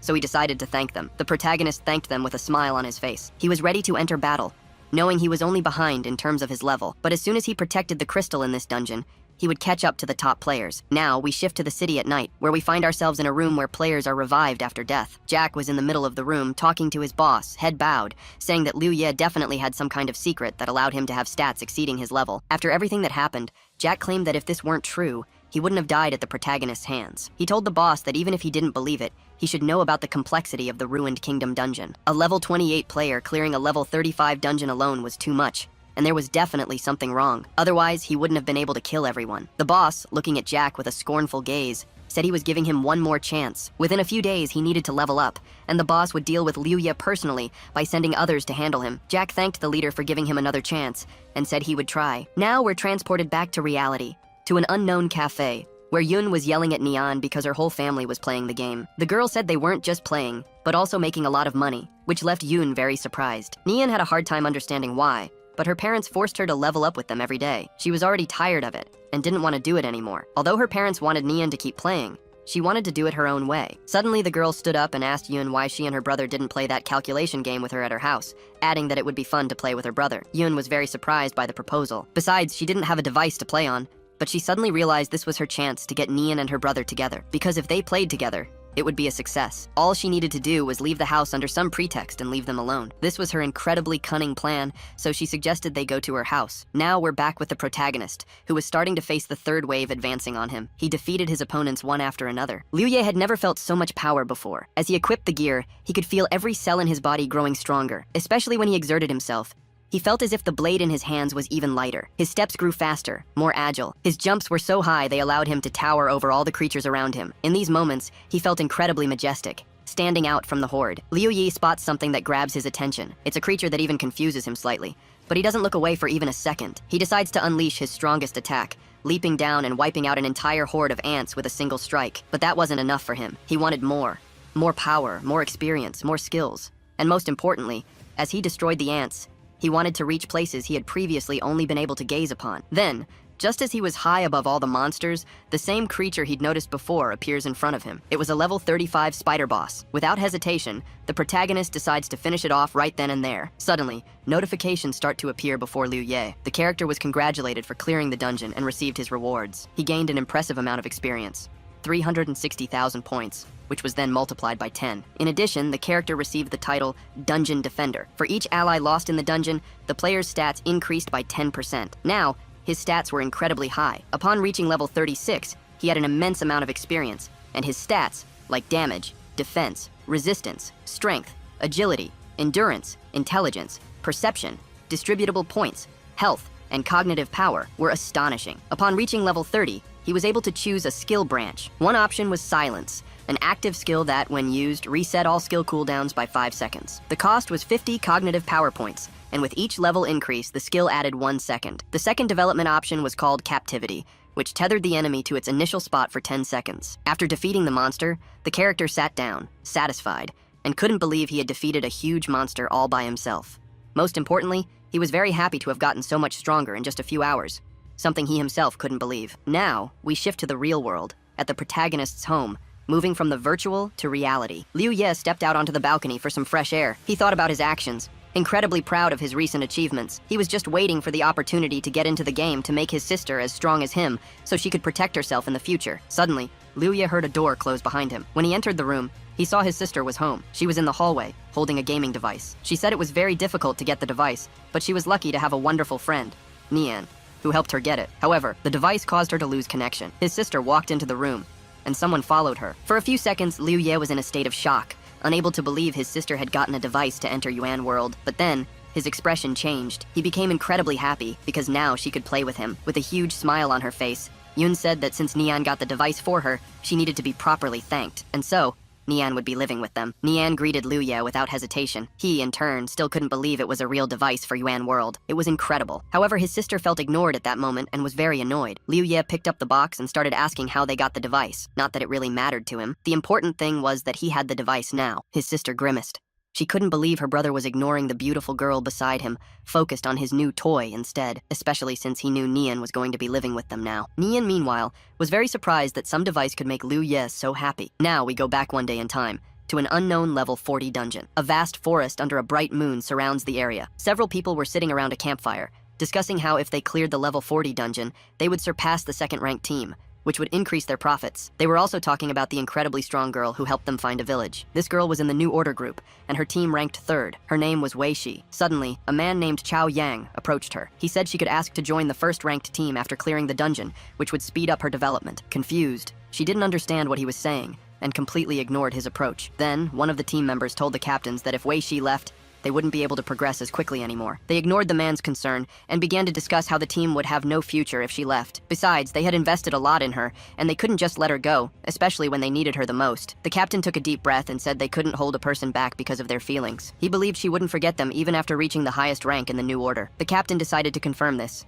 and with a smile, he asked her. In response, he only saw Wei Shi's smile. The team member, holding his head in his hands, realized he couldn't just wish her luck on her new path. Another member agreed with the captain, saying he was right, and there was no reason to hold back Wei Shi's progress, as they were too weak. Everyone started saying that if the girl had a hard time on the first team, they would gladly welcome her back. It was just like before when she first joined. They would help with whatever she needed. They were all incredibly kind to the girl. In response, she smiled, thanked them, called them brothers, and said they were very good to her. Since they were being so kind, she wanted to ask one last favor. After she said that, she looked very embarrassed, and everyone around her was shocked. Not understanding what she meant, there was a dead silence. A few seconds later, an intense light appeared. All the team members fell, showing no signs of life. Whoever was still alive used a healing skill and couldn't believe what they were seeing. Wei Shi, who had been with them the whole time, had betrayed them. She wanted to be incredibly strong, but her level wasn't high enough, so she decided to activate the dungeon's reward.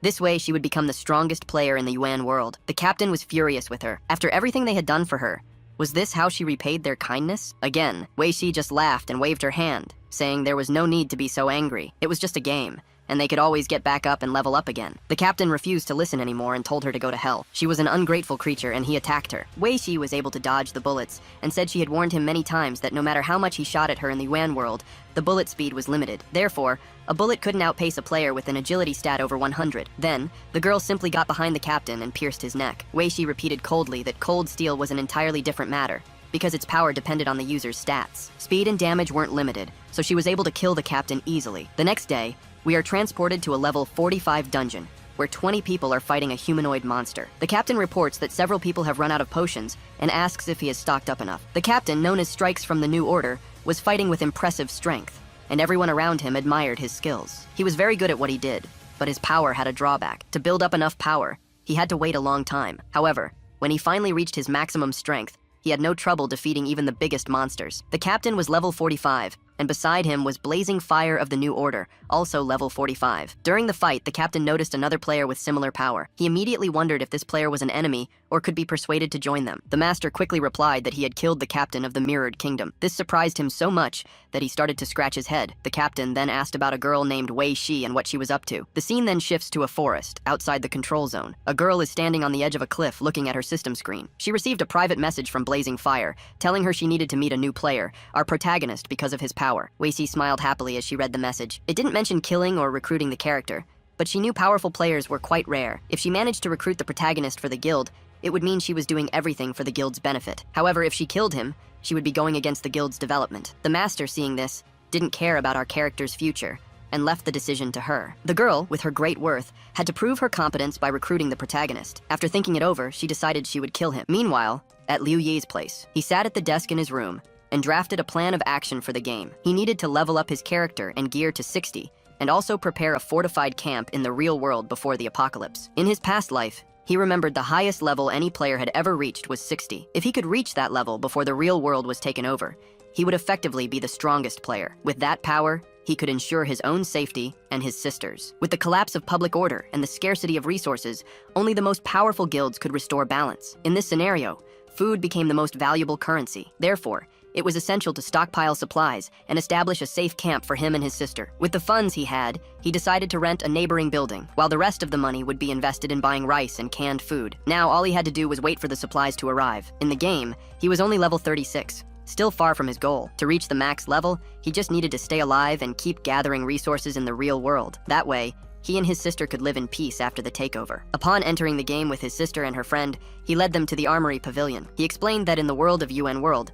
strength was the most important skill, and it was based on weapon practice. To maximize their growth, it was essential to master different types of weaponry and awaken their true power. His sister analyzed the spear, while he reminded Nianshu that skill without ki was useless. So, they should practice with all the weapons until they reached their full potential. Currently, Nianshu was at level 32. They both agreed to the plan. After that, Liu Ye walked to the exit. Watching them, he reflected on how his actions had changed the course of history. In his past life, Nianshu didn't come to his house.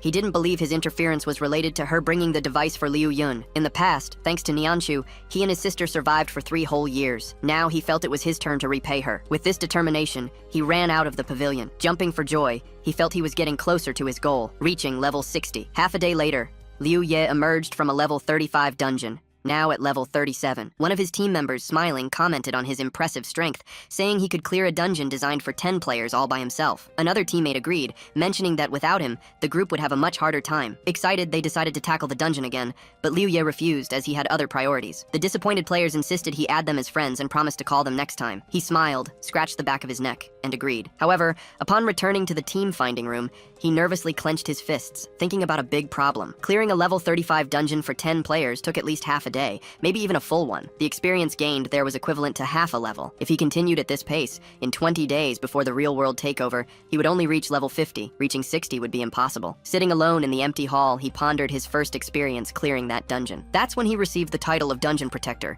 and realized there was only one solution. By sacrificing 9 teammates, he could maximize his experience. In his previous life, dungeons like this were called slaughterhouses, and players who used this method were known as gutter rats. If he followed this path, he would become one of them. However, if this was the only alternative, his thoughts were interrupted by the sound of a notification. A system window popped up before him, announcing a new message. Opening it, he saw an invitation to a dungeon. It was a level 40 expedition for 10 people. Reading the familiar name, he was surprised. Then, surprise turned into joy. Getting up from the bench, he exclaimed that this was the girl who, in his past life, became the strongest fighter. Liu Ye wondered why she would suddenly invite him to a dungeon. If he accepted, he would have a unique opportunity to level up quickly. A confident smile appeared on his face. Besides, she was a member of the New Order. In the past, he had never met her under such circumstances, so he was sure she was plotting something against him. His legs trembled for a moment, but his eyes remained steady. Only the dungeon would allow him to grow. With that in mind, he made his decision. He accepted the invitation. The team list was displayed before him.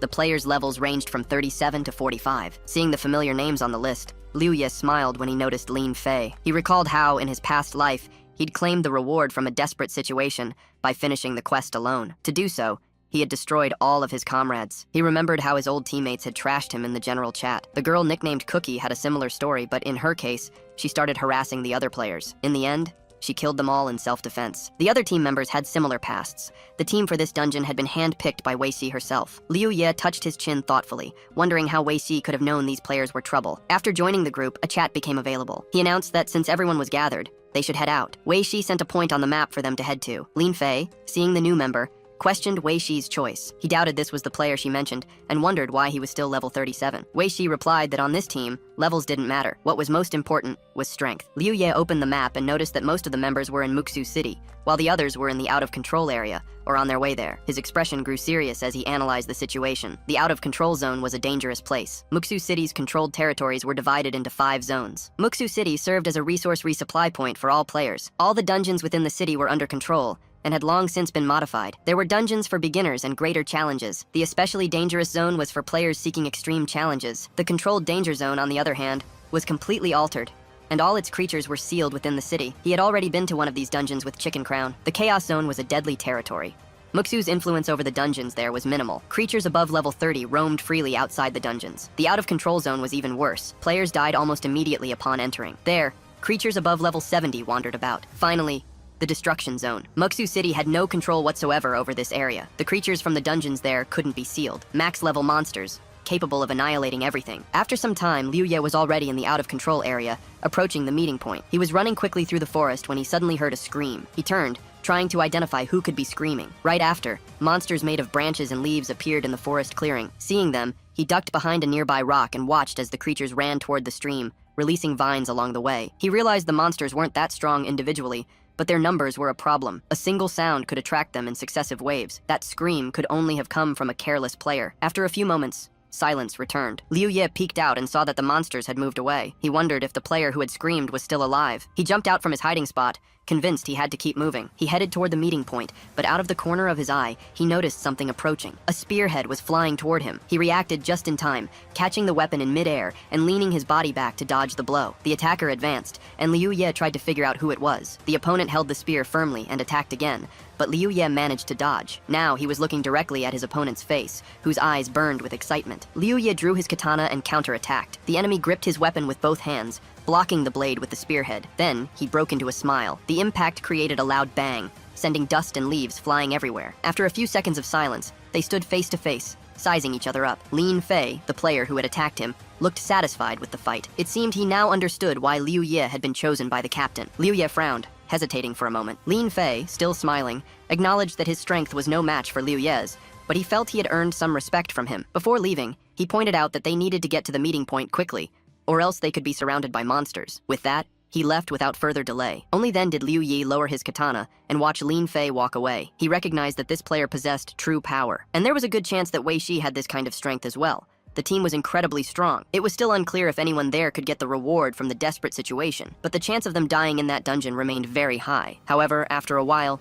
he reached the meeting point. where the others were already waiting. As he approached the portal, he hesitated, noticing a girl sitting on a nearby rock, smiling at him. She stood up, clapped to get everyone's attention, and announced that she wanted to say a few words before they entered the dungeon. The protagonist looked at his teammates, recognizing he was now part of their group, even if he wasn't entirely sure about it. The captain spoke up, explaining that the dungeons in the uncontrolled zone were extremely unpredictable. For that reason, their first action upon entering should be to understand its rules, no matter how unusual they seemed. He stressed that everyone needed to stay calm and discuss the plan rationally, as this would be the key to completing the mission. The players agreed with him, and the girl approved of the group's attitude before leading them to the portal, saying they would now move forward. As the others moved ahead, the protagonist hesitated for a moment, remembering his earlier uncertainties. He reflected on his feelings and realized that ever since meeting Wei Shi, considered the strongest player, he had started to doubt his own abilities. He didn't know if his unease was insecurity, nervousness, or just the fear of never being their equal. He also feared failing and seeing all his efforts go to waste. However, instead of letting these doubts consume him,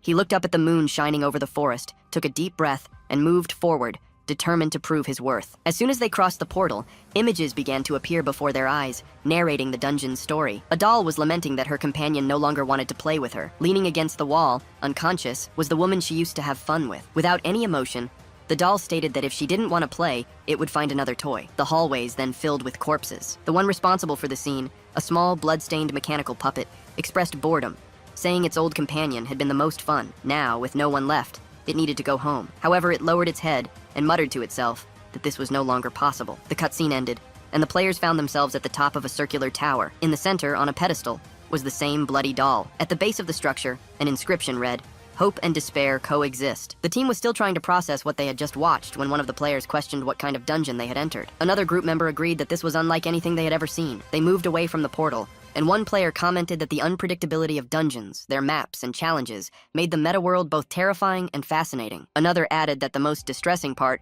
was knowing it was impossible to clear certain dungeons without losing your life in the process. Looking at the pedestal, they concluded that the only entity there was the doll, which suggested it might be the main key to understanding this place. However, before they could react, the figure vanished, and immediately the system notified all players the dungeon entrance has been sealed. To escape, they must complete the mission titled Puppets Tricks. The dungeon required the players to destroy the doll. A puppet would appear in one team member's backpack, and the other's task was to eliminate the puppet's owner. The dungeon would only be completed if the player with the puppet survived for up to 6 hours. If the time ran out, the mission would fail. According to the rules, the puppet's owner could transfer it to another player if they managed to kill one of their allies. The protagonist was surprised as he read the mission description. He thought that this dungeon seemed to be created especially for those who wanted to get rewards in a desperate situation. The mission indicated that if the player left the puppet for the last survivor, they would have a 100% chance of winning the grand prize. The system announced that the puppet had appeared, and the countdown had begun. Lou immediately decided to check his backpack to make sure he didn't have the toy. However, as he opened the system window,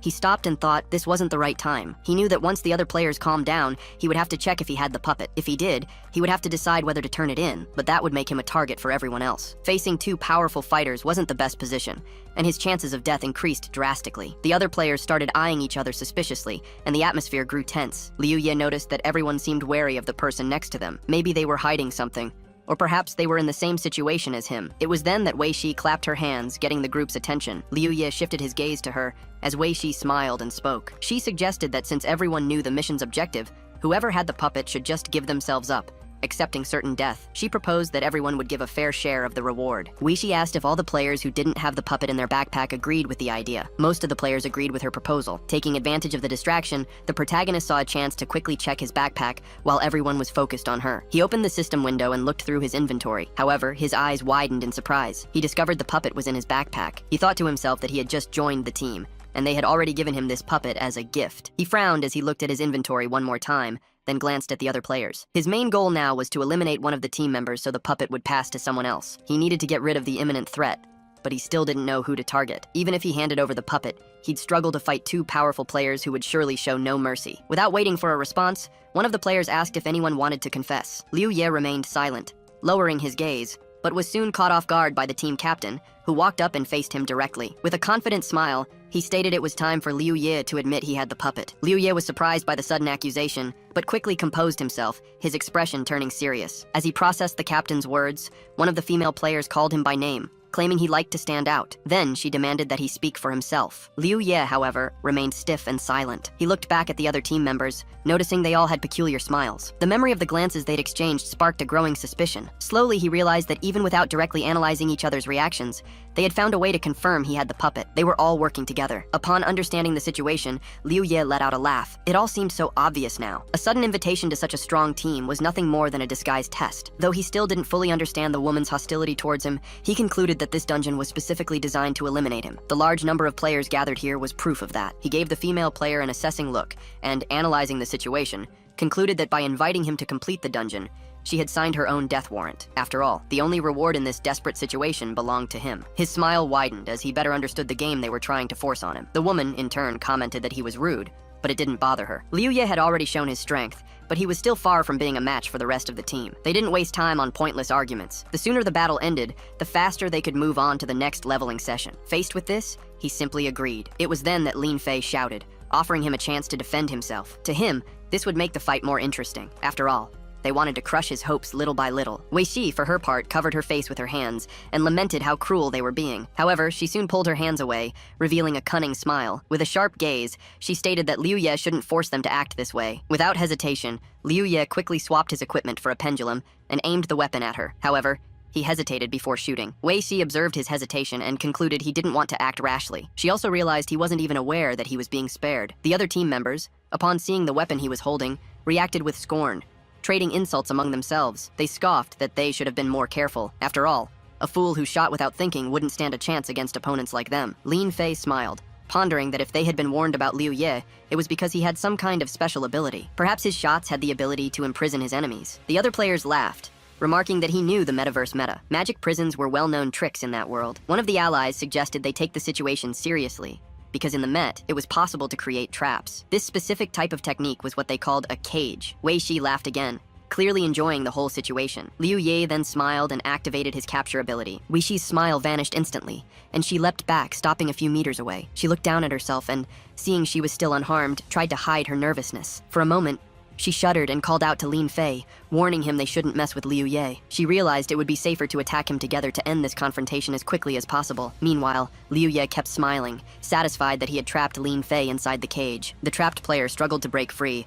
but the chains held firm. The other team members reacted with surprise, crying out in shock at what had happened. Even Wei Shi stared at her teammate, in disbelief at the scene before her eyes. It was at that moment that Liu Ye used his special pistol ability, called Lockup. The technique allowed him to choose between tripling the damage or stunning the target. He chose to increase the damage, and immediately, the system announced that 100 knowledge points had been consumed. His next attack would deal 5,000 damage. With his eyes gleaming with determination, he raised the weapon, aimed directly at Lin Fei, and without hesitation pulled the trigger. The fired bullet cut through the air, heading straight for the immobilized player. The bullet pierced Lin Fei's body, tearing a huge hole in his stomach. He lost all his health points and collapsed to the ground. The system announced that Liu Ye had eliminated Lin Fei and successfully transferred the doll to another player. With a team member's death, the Dungeon Defender title activated, increasing all stats by 10%. Additionally, he received a pearl as a reward for the kill. Meanwhile, the other team members stared at their fallen comrade, shocked by what had just happened. Liu Ye, on the other hand, was reflecting on his situation and what he feared most: the two scenarios that could lead to his death. The first possibility was facing Wei Shi and Lin Fei together in a direct assault. The second, even more dangerous, was the presence of a fourth team member, someone with an unknown power. Assessing the available information, he realized that on their team, only Wei Shi and Lin Fei were strong enough to face him. This meant the real danger lay in the first option. His opponents were overconfident because they underestimated his strength. Thanks to that mistake, he managed to eliminate Lin Fei, shattering the balance of the strongest duo. Now that he had significantly reduced the threat, he just needed to finish off the rest of the team. A smile spread across his face as he realized victory was within his grasp. Although the ideal move would have been to eliminate Wei Shi first, she managed to dodge the shot at the last moment. This was due to her high perception, a trait that gave her an edge in fast-paced combat. Liu Ye then issued a direct warning to the team, informing them that the doll had passed to one of them. If they wanted to protect their ally, they had to act immediately. Otherwise, he would destroy the doll, preventing any chance of revenge. Aware that the team was weakened, he considered that he needed to be cautious to secure his victory and collect the dungeon's reward. His next step was to identify the player who had the doll in their inventory and keep it until the end. The team captain, hearing this, cursed loudly before freezing in place. The sense of immediate danger made her spin quickly toward the group and order everyone not to move. She knew Liu Ye was trying to find the player with the doll. The other team members, visibly nervous, formed a circle around one of their own, trying to hide them. The player in the center, frightened, instinctively took a step back. Liu Ye noticed her behavior and smiled, realizing he had found his target. The player's terrified look confirmed his suspicion. He reflected that, at that moment, she was completely surrounded. Without wasting time, he propelled his body forward and activated his skill, boosting his stats by 200%. He charged directly toward his goal, determined to eliminate anyone who tried to stop him. With his katana in hand, he advanced, cutting down the players in his path. Their resistance was insignificant. The system announced he had defeated 6 opponents, increasing his stats by 70%. Some of his attributes surpassed the 1,000-point mark. As a reward for the eliminations, he received new pearls, equipment, and items. Faced with the carnage, Wei Shi charged forward furiously, wielding her dagger and trying to strike him. Liu Ye, however, reacted quickly, blocking the attack with a precise movement of his weapon. Meanwhile, one of the players, nicknamed Cookie, was trembling with fear and fell to the ground, unable to react. The team captain, noticing his condition, exclaimed that Cookie was still alive but had the doll. That meant Liu Ye was aiming for the dungeon's reward. Surprised by his audacity, the captain scoffed, but Liu Ye only answered with a smile. Her boots glowed as she activated her arcane leap power, allowing her to move quickly to the side. She warned her opponent that he had made a mistake by targeting her. With nearly imperceptible speed, she began to circle around him. Liu Yi stayed alert, noticing that in an instant, she had simply vanished from his field of view. Before he could react, Wei Shi appeared behind him, ready to strike. However, anticipating her movement, he turned and swung his katana in her direction. Wei Shi, more agile, dodged again and reappeared behind him, striking with a punch. Without giving him room to recover, she continued to attack repeatedly, drastically reducing Liu Ye's health. He then activated his recovery power, instantly restoring his health bar. Then, he raised his blade over his opponent. Wei Shi, surprised, announced that the damage she had dealt was 9,000 points, equivalent to 75% of his health. She recognized she was facing an absurdly resilient opponent. The blows of their blades clashed with a loud clang. Confident, Wei Shi stated that at this rate, he would run out of healing potions before the battle was over. That would guarantee her victory. Liu Ye, however, just smiled. Without hesitation, Wei Shi switched weapons and executed a sudden attack. The blow was devastating, reducing his health by 9,800 points. But, just like before, Liu Ye restored his health in the same instant. Stunned, Wei Shi pondered what was happening. She knew the level 30 instant recovery potion restored only 1,000 health points, and each player could only carry 10 vials inside the dungeon. However, Liu Ye had already regenerated over 19,000 points in total. It didn't make any sense. While she was trying to understand the situation, she didn't notice Liu Ye's sudden movement. He lunged forward with a powerful punch, hitting her hard. Then, with a smile on his face, he apologized. Liu Ye confidently stated that he was the only winner there. Wei Shi gritted her teeth, dodging at the exact moment he attacked again. He watched her with a displeased look as she quickly retreated, stopping beside Cookie. It was then that she made an observation. Given Liu Ye's enormous health pool, she was convinced he possessed support skills. Liu Ye smiled at her deduction and replied that Wei Shi, on the other hand, had invested all her distribution points into dexterity. Besides her strength in close combat, her speed reached an abnormal level, and her attacks almost always resulted in critical hits. For a brief moment, her expression turned serious. Then, she forced a smile and admitted that because of this, her cognition power was extremely low, leaving her completely exhausted now. She reflected that she was probably out of options. Perhaps the best course of action was to simply kill Cookie and end this confrontation once and for all. Liu Ye immediately grew cautious. He thought that he had somehow overplayed his own strength to the point of forcing her to consider this extreme option. Wei Shi was just too fast. If she wanted to, she could have killed Cookie hundreds of times before he could even react. But if she knew she couldn't defeat him directly, why was she still hesitating? Her behavior seemed contradictory. Liu Ye then asked what exactly she was waiting for. If Cookie was still alive, it meant it wasn't time to celebrate just yet. The system notified him that the enhancement of all stats was complete. Additionally, the pendulum and captivity skill had recharged. His eyes widened and, without wasting a moment, he pointed his weapon at Wei Shi, ready to activate his skill. However, his body suddenly froze in place. Confusion flooded his mind. What was happening? Before he could understand, Cookie delivered a fatal blow to the team captain. Wei Shi looked at Liu Ye with a confident smile. The truth was revealed in the following seconds. Shortly before, Wei Shi had instructed Cookie to kill her and then take his own life, thus ensuring Liu Ye could not claim victory. She promised her companion double the reward if he followed the plan. And that's exactly what he did. After striking her, Cookie killed himself. Their bodies began to disappear. Liu Ye remained motionless, stunned by what had just happened. It was unbelievable. Wei Shi laughed out loud before vanishing completely, calling Liu Ye a loser and declaring that he had lost. When their bodies were completely gone, Liu Ye was left alone in the dungeon. He took a step back, still confused, until his legs gave way, and he fell to the floor. His mind raced with questions. How did this happen? Why? Checking his inventory, he realized the doll had returned to him. That realization hit him hard. The fight had been completely nullified. He wondered why Wei Shi would do something like that. Was it all just to deny him a potential victory? To him, that was ridiculous. He grabbed his own head in despair, trying to understand what he should do. They had both died, and now the doll was with him. If Wei-Si hadn't killed herself and he had managed to defeat her, the doll would have completed its journey in his inventory. Now, with no players left, all that remained was to wait for his own death. The chance to change everything was lost so easily. He should have won. A loud, desperate scream echoed throughout the dungeon. After a while, his breathing stabilized. He lay on the ground, trying to catch his breath. Staring at the ceiling, he muttered to himself that there had to be another way. If all his allies were dead, then Yuan World wouldn't just let him lose like this. This meant there had to be another method to get around this situation. He stood up and looked around, trying to think of all the possibilities. Then he decided to explore the room, determined to find a way out. Upon reaching the edge of the platform, Liu Ye reached out and felt something invisible in front of him. He quickly realized it was a transparent wall. Analyzing his surroundings, he concluded that the special dungeon's territory was limited to the size of that cylindrical platform. After another careful inspection of the area, he headed to the central pedestal. With the doll in hand, he climbed onto the pedestal and stood cautiously, assessing every detail around him. Soon, his eyes landed on a plaque engraved with an intriguing message: "Hope and despair exist together." Looking closer, he noticed a scratched marking just below the main inscription. Approaching, he realized something was written in small letters. Running his fingers over the stone surface, he managed to decipher the words engraved there. "I can't open the door." As he touched the inscription, he felt the slab under his hand give way slightly. A distinct sound of a mechanism being activated echoed in the air. At that moment, the system notified him that he had found the entrance to the Cutscene Research Institute. New information appeared before him. To open the membrane,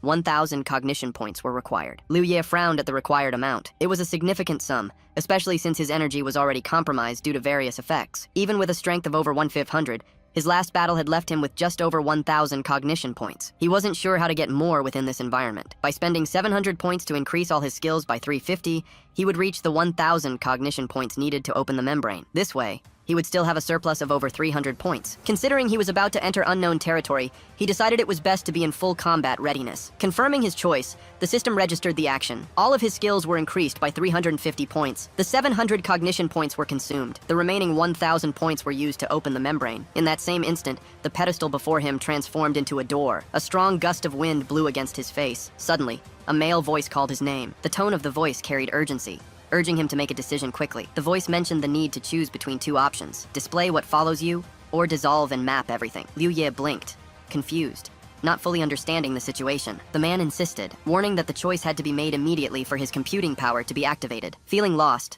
Liu Ye tried to find some logic in it. What exactly did these options mean, and what would be the consequences of a wrong choice? He analyzed the context. If this was a fixed system test, then they were likely on the verge of a major disaster. The key point seemed to be the idea of computing power. He pondered whether displaying this power meant ensuring his own survival, or if it was just a tool that could be used to escape the imminent catastrophe. Reflecting on his past life, he realized he had never gotten this far to face such a dilemma. If the goal was to ensure his and his sister's survival, the most logical option would be to display what follows him. However, if the only way to avoid the disaster was by using an external resource, then the safe path would be to dissolve and map everything. Liu Ye knew that if the disaster was inevitable, the only way to face it was to be prepared to deal with the consequences. He also considered that the purpose of mapping the computing power might be related to selecting individuals with certain qualities, but how could he be sure he was making the right choice? At the end of his reflection, he concluded that he needed to ensure the Forgotten Ones had access to the perfect computing power. After all, only a few could return to the characteristic of imagination. If the first world hadn't emerged,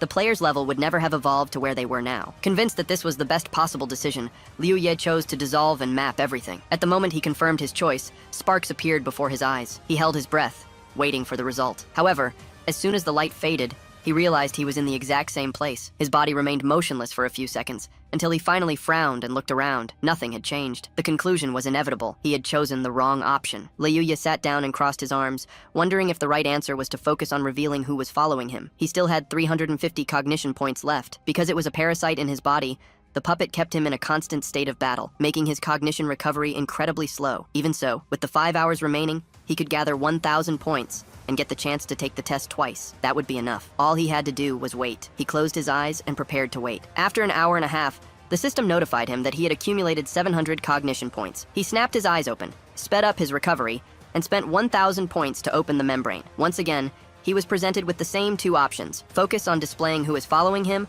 or dissolve and map everything. Liu Ye was about to click the first option, but he hesitated at the last moment. If the test was just about choosing between these options, then why couldn't he just enter the Research Institute by making the right choice? If the door blocked the puppet's path, then it would never be able to enter the institute it considered home. Something was wrong. But what was it? Was it a matter of knowledge power, or maybe it was related to a specific trait? The available information indicated that the puppet had left the institute out of stubbornness, and now wanted to return, but the door was stopping it. Maybe it wasn't about the right choice, but the right attitude. Liu Ye frowned, considering this possibility. After thinking it over, he decided to trust his judgment and chose the second option again. Once again, he returned to the platform. Nothing had changed. He only had one more try left. If he made a mistake, he would have to wait again. Even so, he still believed in himself. He sat down once more and waited. An hour and a half later, only 27 minutes remained before the task ended. Checking his cognition points, he saw he had accumulated 700. Liu Ye opened his eyes, used his remaining points, and activated the membrane. This time, upon choosing the second option, he immediately backed away and felt the ground tremble beneath his feet. He leaped back and saw the pedestal begin to descend. A satisfied smile spread across his face as he shouted out loud that he had done it. The hardest part of the test was over. He was now sure the real challenge wasn't picking the right option, but insisting on the validity of his choice. The door would only open if the same option was selected 3 times in a row. A staircase leading down appeared before him. He looked at the entrance to the research institute and concluded that the secret level was meant to be completed by a team. As he walked down the steps, he realized no one had ever completed this task the way he had. To do it, he had to enhance all his skills, rely on pure wisdom, and activate a special counterattack. Without these upgrades, opening the door 3 times would have been impossible. Right now, no one else could access that hidden level. Liu Ye knew he had been very cautious. Still, desperation could lead him to make risky decisions. Being bold, however, didn't mean being reckless. If he had known before entering that his team was so unstable, he wouldn't have made the mistakes that led to so many deaths. He walked down a long, empty, and well-lit hallway. At the end of the path, he found a door. In front of it lay a bloody corpse. As he got closer, he saw it was a woman. Suddenly, a bright sphere appeared before him. Liu Ye looked down at his own chest, surprised, and saw the sphere detach from him. It floated over to the corpse and merged with the body. Right after, the system announced that the evil doll had been purified. As a reward, Liu Ye received 1% of the membrane's computing power. He sighed in relief. The system then announced that the Desperate Situation achievement had been unlocked, triggering a series of rewards. The system configuration began to adjust. Overcome with emotion, Liu Ye felt his legs go weak and leaned against the wall. He stored his weapon in his inventory. His legs were shaking. A smile crossed his face as he realized he was truly afraid of death. He covered his face with his hand, feeling ashamed of his reaction. The system reported that the configuration was complete. He received 22,464 experience and 400 coins. His level rose to 44. His HP bar increased to 3,720 and his knowledge power to 846. His combat power was now 898. 2 new skills were unlocked. Status Lock freezes the target's health bar and prevents them from spending knowledge power. Every 10 levels adds 1 second to the freeze time. All skills are applicable to the target for 10 minutes. Consumes 50 cognition points. Every 10 levels, the duration increases by 10 seconds. Liu Ye clenched his fists in excitement. He still couldn't believe what he had accomplished. He thought he had only defeated Wei Shi, but in reality, he had overcome something much greater. He jumped into the air and exclaimed, laughing with joy. The dungeon began to disappear around him. Meanwhile, his sister and her friend had already mastered their weapon skills.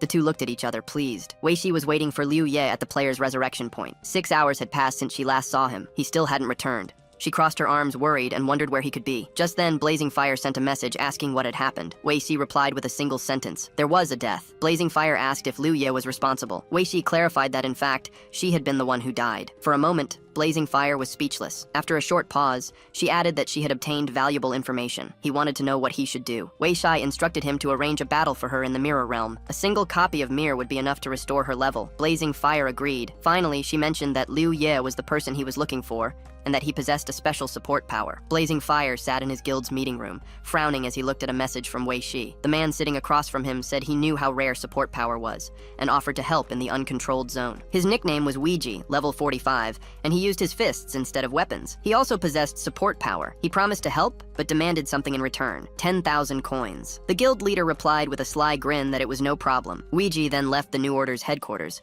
where his friend was already waiting for him. Seeing him, his friend excitedly asked how it went. They had all been jumping for joy, having scoured the entire network to find the owner of the support power. Ouija ignored the excitement and, in frustration, kicked a post, making his friend flinch. After calming down a bit, he said he had arranged everything. His friend exclaimed that this was the first step of their plan and questioned why he was so angry. Ouija crouched down and yelled, furious that he wasn't the only player with support power. Now they had to rethink their plan to reach the top of the New Order. Meanwhile, Liu Ye was sitting in his room, looking at a piece of paper where he had jotted down his thoughts. He pondered the hash power permission, which represented the authority to control the computing output of a specific large machine. He then wondered if the reward for upgrading the special dungeon was just the start of a major quest, or if it had a deeper meaning. Liu Ye questioned what would happen upon reaching 100% computing power and the relationship between the hash power permission and the test. Rubbing the tip of his nose, he felt exhaustion taking over, but he knew he had to keep thinking. His future depended on it. He decided to get up and leave his room to relax and take a shower before returning to the game. As soon as he opened the door and stepped into the hall, he noticed Nyanshu coming out of the bathroom, drying her hair with a towel. Seeing him, she stopped and waved. He returned the wave with a smile and headed for the bathroom, but before going in, he glanced back at her. He thought about how there was always a pleasant scent in the air when she was home. His face flushed slightly, and he scratched his cheek in embarrassment. Suddenly, he slapped his own face, wondering what he was even thinking. He needed to hurry up and get in the game to set a goal for the next phase. After some time, he was back in the game and headed to the pavilion, where equipment was crafted and sold. Standing at the terminal, he reflected on his situation. He was level 44 and needed to gain 16 more levels to reach level 60. To do that, he would have to complete a special dungeon 32 times, which would take about 20 days. There were only 22 days left until Yuan World became a reality. Time was too short, and he might not reach his goal in time. On top of that, he still had issues with his equipment. There were 2 ways to obtain metal or equipment. The first was to use coins directly.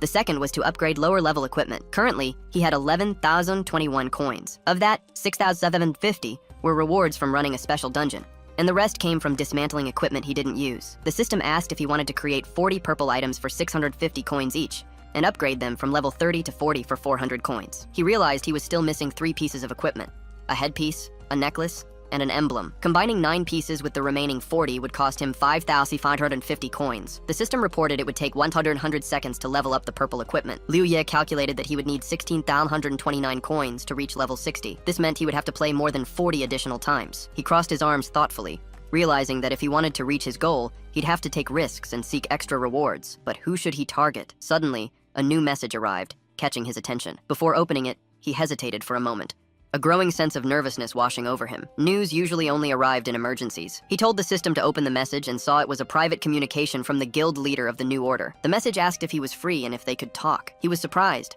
remembering how in his previous life, other players had kicked him out, saying that trash like him had no place in the New Order. After the New Order established itself in the Middle World, they occupied the entire southern region of China and became the strongest guild in the world. They aim to manage the elite, and as long as someone is an elite or has special talents, their life depends directly on the New Order. They treat low-level players without special talents like trash, oppressing them in every possible way. As someone who died in a previous life, he could say it was impossible not to hate the New Order. He frowned and looked at the message, thinking he was extremely weak back then. He wondered what was wrong. Blazing Fire wrote that he wants to form a team specializing in the uncontrolled zone, but so far they don't have enough people. He heard that Liu Ye has support powers, so he's inviting him to join the team. If he has any conditions, he can state them, and they can try to reach an agreement. Liu Ye asked if they were only missing a player with support powers. Blazing Fire confirmed his words, and Liu Ye became nervous. Then Blazing Fire wrote that, in other words, this is the strongest team in that world. He asked why they would go to an uncontrolled area. Blazing Fire said he had his reasons. Liu Ye replied that he would think about it and write to him later. After that,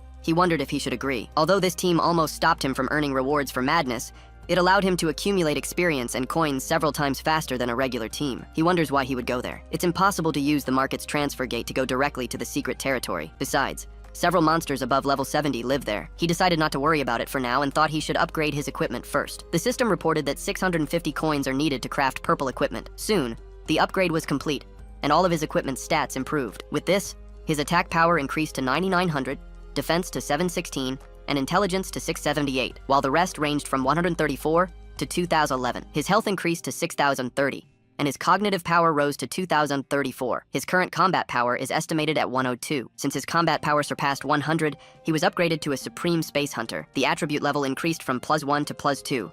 Because of this, his attack power rose to 11,400, defense to 892, resistance to 159, health to 8,040, and knowledge power to 2,112. The main character looked at his upgraded equipment and was very happy, thinking that combat strength gives such cool boosts. After he surpassed 100 attributes, the mark increased, and his strength was amplified by 30%. If he continued to improve his combat effectiveness, he would be able to increase all his other attributes as well. How much is needed? 200?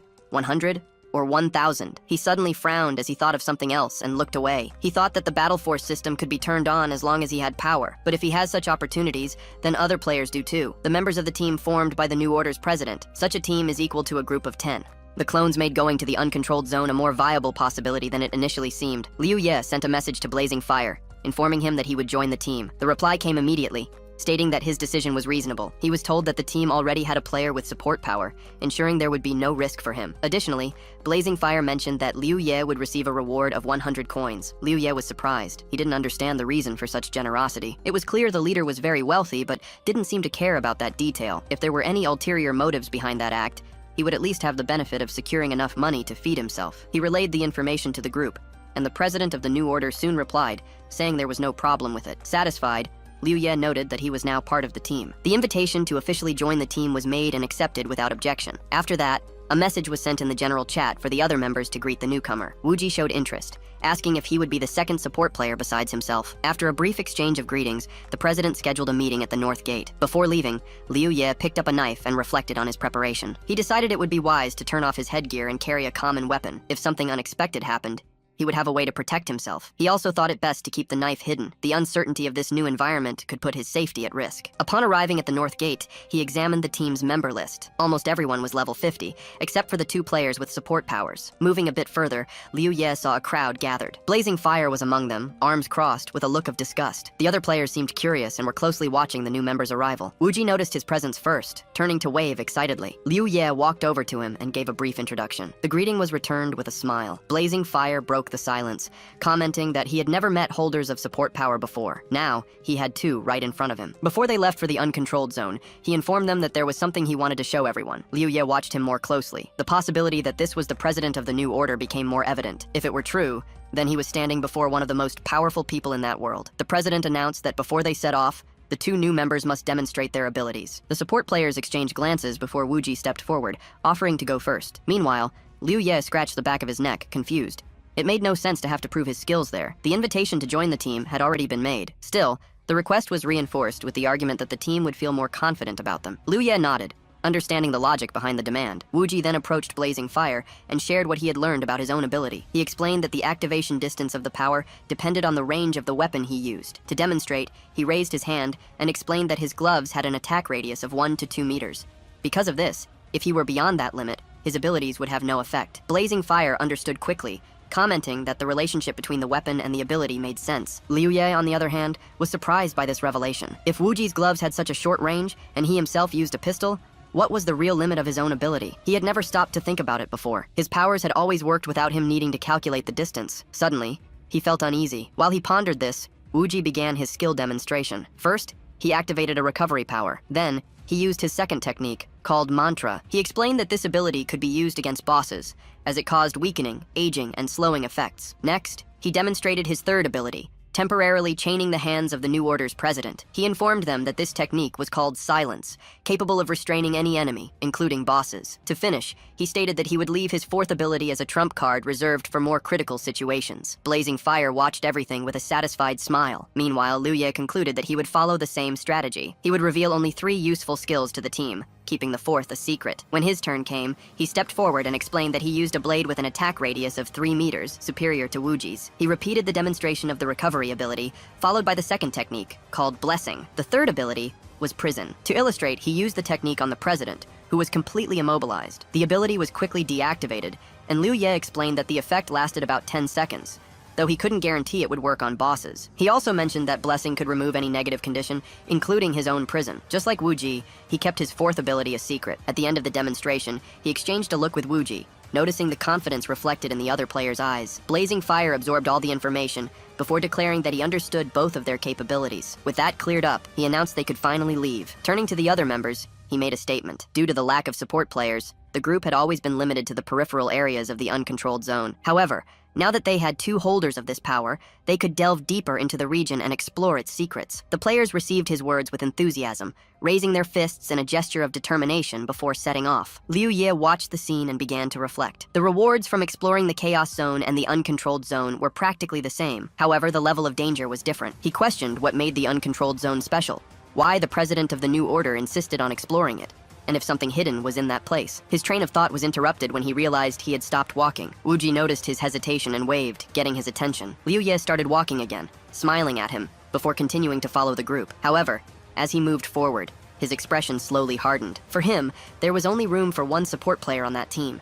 It was only a matter of time before Wu Ji was eliminated, and when that happened, Liu Ye would be the sole holder of that power on the team. Upon reaching the entrance to the uncontrolled zone, The players were met with the decaying landscape that awaited them. Tall, ruined buildings were scattered everywhere, creating a dark and oppressive scene. The team captain took the lead, explaining the unique aspects of this area compared to the Chaos Zone and the Danger Zone. The main difference was that the difficulty in the uncontrolled zone was determined by the number of team members. For that reason, their group consisted of 10 people. However, even though this was the minimum number allowed, the difficulty would still be equivalent to a squad of 80 combatants. Because of this, they had to stay alert at all times and never act recklessly. Furthermore, the captain warned them that killing monsters in this region offered no rewards. Given this, if they encountered any, their priority was to find shelter immediately. If there was no safe place nearby, they were to do their best to distract them. If it became necessary to sacrifice some team members to ensure the survival of the rest, then so be it. A heavy silence fell over the players after that statement. Without further delay, the captain leaped forward, throwing himself off one of the buildings. Without hesitation, the other players followed his lead,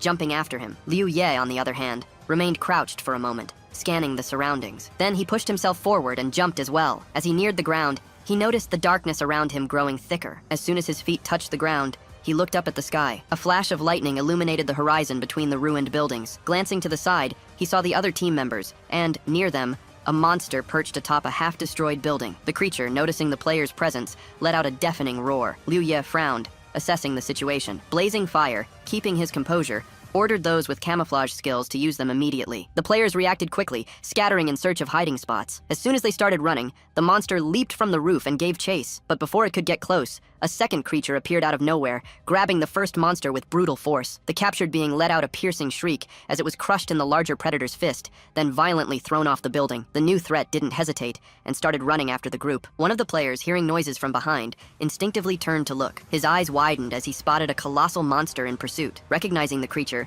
he shouted a warning to the president of the new order. A man-eating leopard was hunting them. What was supposed to be a simple entry into the uncontrolled zone had turned into a disaster. Blazing Fire, remaining cool, warned them not to panic. He ordered them to keep trying to avoid direct confrontation as much as possible. The group ran into a narrow alley, trying to shake the creature. Wuji, intrigued, questioned the monster's true strength. In response, one of the guild members explained that on a previous occasion, 10 squads had been sent to the uncontrolled zone to gather information. 5 of those groups were wiped out by a single beast of that species. Even with such an alarming report, Wuji remained skeptical. The creature, meanwhile, seemed to have figured out the group's escape route. Instead of following them directly, it took a shortcut, smashing through a building wall and appearing before the players at the end of the alley. Blazing Fire, without hesitating, called out to a blindfolded team member and ordered him to distract the monster. The player immediately stopped and obeyed, activating his taunt ability. The effect would last for 1 minute, reducing the leopard's speed by 10%, but in return, it would increase its attack power. As soon as the ability took effect, the monster abruptly halted its charge, focusing its attention on the new target. The player then ran in the opposite direction of the group, luring the beast with him. Wuji watched the scene intently, considering how he could take advantage of the situation. Then, he shifted his gaze to Liu Ye, his expression growing even more serious. Without hesitation, he raised his hand and activated his marking ability on him. From that moment on, Liu Ye would be within the perception range of all creatures within a 1,000-meter radius. The effect would last for exactly 10 minutes. As soon as the skill was activated, all the monsters in the area immediately turned their attention to Liu Ye. The maniacal leopard, which was being distracted by the blind player, suddenly stopped. The player cursed, confused, exclaiming why the creature had stopped following him. Meanwhile, Liu Ye kept running, oblivious to anything unusual. However, a monster suddenly leaped at him. With no time to react, he tried to grab it, but the force of the charge made him lose his balance. The beast brutally threw him against a wall. The impact was violent. The other players, noticing the commotion, stopped and looked back. Seeing the scene, they cried out in shock. Monsters were coming from all directions, converging directly on Liu Ye. Confusion swept through the group. They couldn't understand why all the creatures were suddenly focused on him. It was then that Liu Ye glowed with fire, and his gaze met Wuji's. The smile on the player's face revealed his intentions. Liu Ye immediately understood what had happened. Without hesitation, Blazing Fire dashed off to help Liu Ye. He ordered the others to return to the original shelter, saying he would try to rescue him. The team members called out to him, confused by his decision. As he ran, Wuji watched him and thought he was completely insane. At this rate,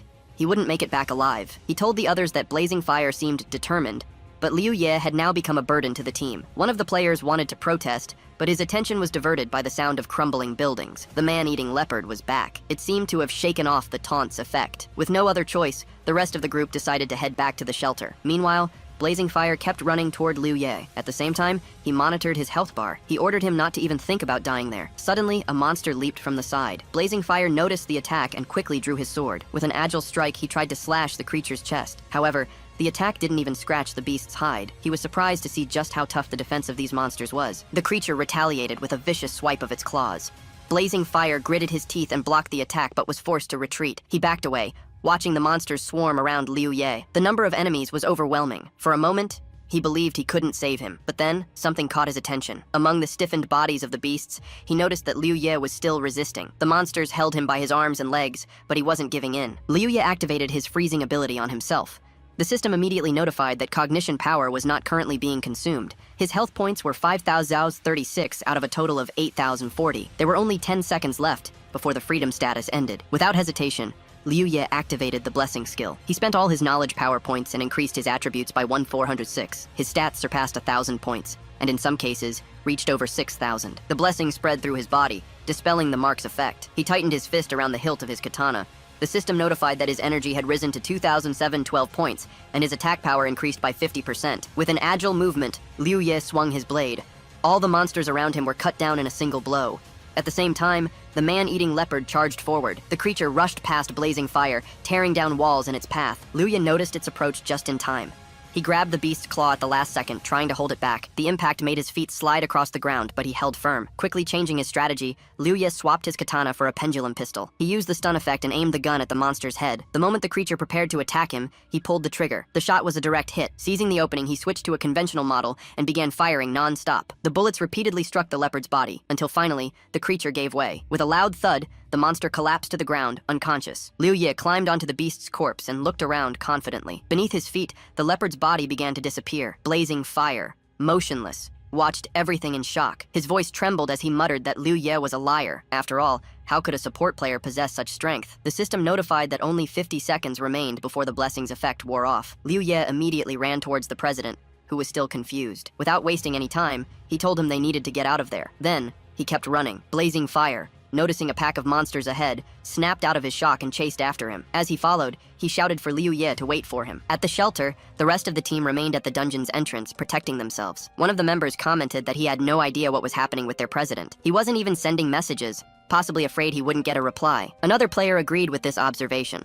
Wuji, puzzled, asked why they didn't just go back. After all, what player could survive under these conditions? One of the men replied that the president and Liu Ye were still alive. If their health bars hadn't dropped, it was because they were using skills that temporarily blocked damage. However, Liu Ye seemed particularly unlucky. No one knew exactly what happened, but for some reason, he attracted a huge number of monsters from which it was impossible to escape. This was a real problem. After saying this, the man crossed his arms and gritted his teeth in frustration. Suddenly, one of their comrades exclaimed. They had appeared on the map, not far from the shelter. Wuji was surprised by the news. The others, however, were euphoric. Excited, one of them warned the group that the two might bring monsters with them. He ordered everyone to prepare to defend the shelter. The team members positioned themselves at the entrance, weapons ready. One of them commented that he didn't hear any loud noises approaching. A short time later, the guild president entered the shelter alongside Liu Ye. The group, relieved, celebrated their return. The only exception was Wu Ji. He watched them with a serious expression. In his mind, that president was a big problem. Meanwhile, the players began to praise Blazing Fire. They said he was incredible, that he managed to handle an extremely difficult situation and still save Liu Ye. They claimed he truly deserved his title. Blazing Fire, however, remained silent. His fixed gaze on Liu Ye's back revealed something different. After the two moved away from the group and walked to the back of the shelter, they sat down on concrete blocks. It was then that the president finally broke the silence. He said all those pleasantries were unnecessary. They needed to rest a bit and then head to the dungeon. The players agreed with him and grew excited. Meanwhile, Wuji watched Liu Ye, who remained serious. Intrigued, he approached and sat down beside him. With a smile, he asked how he managed to escape. He believed it must have been a thrilling adventure. Liu Ye looked away, and for a moment recalled when the system dispelled the mark skill. Without hesitation, he replied that Wu Ji knew the reason very well, since it was his doing. Wu Ji shuddered at his words. Nervous, he waved his hand and asked, trying to play it cool, what Liu Ye meant by that. Liu Ye held his gaze and said he found it strange that Wu Ji didn't know. He explained that the blessing was a skill capable of removing any negative effect, including the mark that had been placed on him. Wu Ji's eyes widened in surprise. Liu Ye continued, stating that the mark was a level 40 skill. Only 2 people there were capable of using it. Silence hung between them. Liu Ye drew a gun. With a cold expression, he revealed that from the moment he entered, he had considered finishing Wu Ji off. However, upon talking to him, he realized something. Wu Ji's indecision didn't come from fear, but from his determination. He slowly stood up and pointed the gun directly at Wu Ji. In a firm voice, he said that there was only one way to solve this. Wu Ji remained still and silent. Wu Ji cried out, shocked by what was happening. To him, this was absurd. They were partners, not enemies. The rest of the team stood alert, watching the conflict unfold. not fully understanding the situation. Meanwhile, Wu Ji wore a cynical smile. He found it ironic that Liu Ye was about to be killed with a gun, just like in a movie. To him, this scene only reinforced the need to isolate Liu Ye from the team. Besides, if the mark ability was level 40 and only 2 people could use it, then Liu Ye was certain that Wu Ji was the one who activated it. One of the players, outraged, yelled at Liu Ye, questioning his actions. However, Blazing Fire remained seated, not intervening. Liu Ye just watched, a faint smile on his face. Wu Ji, still trying to defend himself, pounded his chest. He claimed he had only asked how Liu Ye escaped the monsters, and suddenly a gun was pointed at him. His expression showed indignation as he turned to the president, looking for support. He wanted to know if this was really acceptable within the team. Blazing Fire remained silent. Wu Ji insisted, pointing out that Liu Ye probably wanted to kill him just for being another support fighter. If that happened, he would be the only one with that power. Wu Ji feared that Liu Ye would start imposing his own conditions, and that the president would end up giving in to them just to get through the dungeon. To him, this was all wrong. He then looked at the others and demanded they pay attention. He wanted everyone to see that Liu Ye was dead weight and had no right to remain on the team. Liu Ye, for his part, just kept watching calmly. To him, the situation was clear. Wu Ji was the one truly responsible for all of this. Turning back to the president, Wu Ji insisted that he needed to be replaced. One team member tried to intervene, asking them to leave the discussion for later, when they were safe. However, Blazing Fire stood up and placed a hand on the player's shoulder, stopping him. His attitude indicated that the conflict had to be resolved right here and now. Wu Ji grew even more apprehensive. To him, Blazing Fire was completely mistaken. It was then that the president stepped forward and firmly grabbed Liu Ye's gun, forcing him to let it go. His gaze was filled with disapproval as he stared at Wu Ji, demanding an explanation. For a moment, Wu Ji hesitated, unsure how to react. Still confused, he felt a sudden pressure on his neck. The president had grabbed him forcefully. The question came out harsh. Why was he constantly trying to create disharmony among the team members? The tight grip made it hard for him to breathe, and Wu Ji wondered where the president got so much strength. Trying to catch his breath, he gritted his teeth and asked what exactly was going on. Blazing Fire, without releasing his throat, stated with conviction that he trusted Liu Ye far more than Wu Ji could ever imagine. Wu Ji, still in disbelief, argued that he didn't understand the situation. After all, it was Liu Ye who had pointed the gun first, but his excuse was ignored. The president then activated his ability. His voice was firm as he declared that Liu Ye would never have done that without a reason. The shock washed over Wu Ji. He couldn't believe the president trusted Liu Ye so much that he would ignore his words. To him, this was unfair. He hadn't done anything wrong, but before he could say anything else, the Shadow Blood Shell ability was activated. A viscous red liquid completely enveloped him, trapping him inside the bloody shell. His body was sealed, and his health began to gradually decrease. He tried to activate a recovery skill, but realized in despair that he was completely blocked. As his health drained away, Wu Ji started to panic. Staggering, he tried to approach Liu Ye and, in a final act of desperation, grabbed his throat. His eyes were filled with terror, his breathing erratic. Then suddenly, his body went still. The last bit of air escaped his lungs. Powerless, he fell to his knees. His health hit 0. In an instant, he vanished.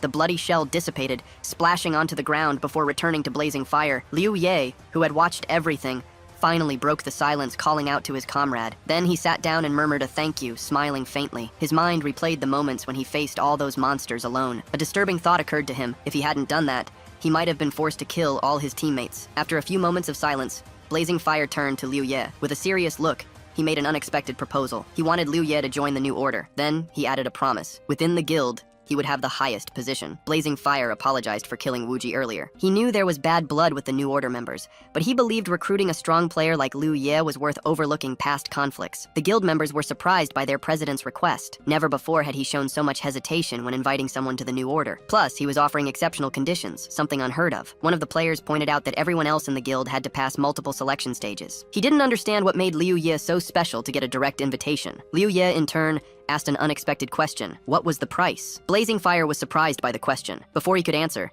another player jumped in, calling the question absurd. To him, it made more sense for Liu Ye to hear the benefits before even thinking about the costs. However, Liu Ye explained that when joining a guild, you shouldn't just consider the positives. The most important thing was to understand the price. The guild president kept a confident gaze on Liu Ye. Then, he lowered his head and smiled. He said Liu Ye wouldn't have to pay anything. However, Liu Ye didn't believe him. He knew that when the time came to pay up, he likely wouldn't be willing to accept the cost. The real price was the willingness to sacrifice everything when the guild needed it, including levels and valuable equipment. In return, he would receive generous compensation. Liu Ye frowned and looked at him suspiciously. To him, crossing the uncontrolled zone dungeon would inevitably lead to a massacre. His words had an immediate impact. The president and the guild members became alert. After a moment's hesitation, Blazing Fire nervously replied that he didn't believe it would end that way. He claimed the probability was minimal. Liu Ye, however, didn't seem convinced.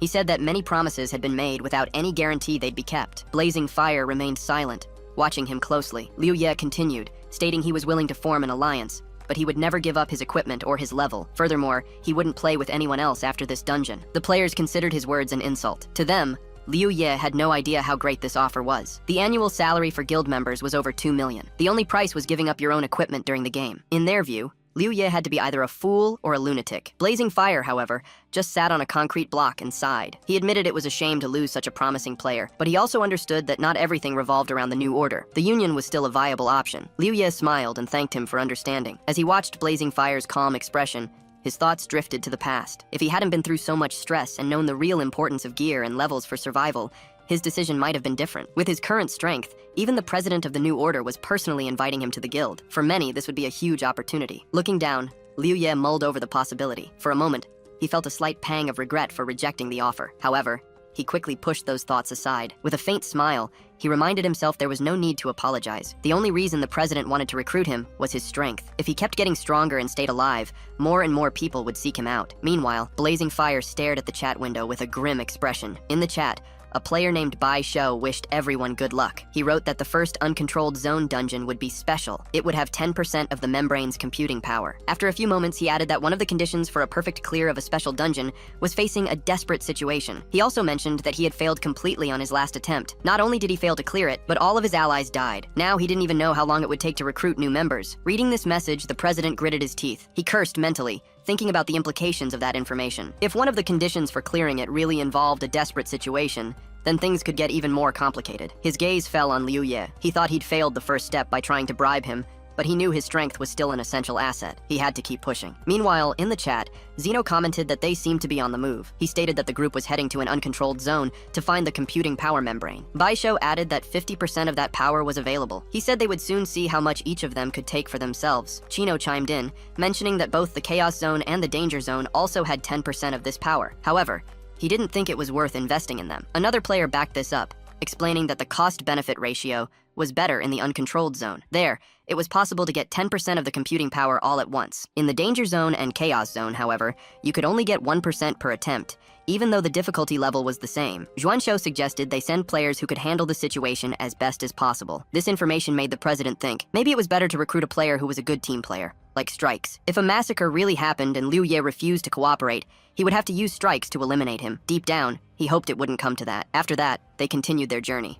Liu Ye reflected that by temporarily joining the New Order's team, he would have the chance to witness the guild's full strength in action. This way, the assault on the uncontrolled zone's dungeons could begin. The team had a main tank, a player known as Fresh Meat Fan, as well as a support tank, who was the president of the New Order himself. There was also a support fighter who never removed his blindfold, and a damage dealer who wielded twin swords with lethal precision. Additionally, a damage-gathering specialist stealthily eliminated monsters, playing a crucial role on the team. With impeccable coordination, the group took only 4 hours to clear a level 50 dungeon. As they ventured deeper into the uncontrolled zone, the number of cleared dungeons increased. On the 4th day, the group had already completed 12 dungeons. It was then that Liu Ye reached level 50. The achievement brought satisfaction, especially since reaching this level unlocked the special level 50 rebirth power ability. Before him, 2 skills were available to choose from: cooldown reset and scan. The first skill allowed him to reset the cooldown of all other abilities, but it had a 12-hour recharge time. The second skill made it possible to scan the area map within a 1,000-meter radius, identifying resources, living creatures, and nearby players. However, every hour, it consumed 100 cognition points at a rate of 10 points per second. This ability had no cooldown, and for every 10 levels, the scan radius increased by 100 meters. On the 3rd day in the uncontrolled zone, Liu Ye had reached level 50. On the 6th day, the team finally found what the guild president had been looking for. Upon spotting the portal to the special dungeon in the uncontrolled zone, Blazing Fire couldn't contain his happiness. Shortly after, a new player appeared to replace Wu Ji, who had died earlier. Before that, the guild president had to temporarily invite a second-tier member to fill the spot. Meanwhile, Strikes was running through the narrow streets between ruined buildings. With a precise leap, he launched himself from the ground and landed atop a building, where a team awaited him at the dungeon entrance. He paused for a moment and looked around. Currently at level 56, it was clear his presence energized the team members. As soon as he arrived, everyone showed their relief. Strikes smiled and gave a thumbs up before taunting them. He said he had already warned those brainless chickens not to advance without him. The players' smiles vanished instantly. For a few seconds, no one said anything,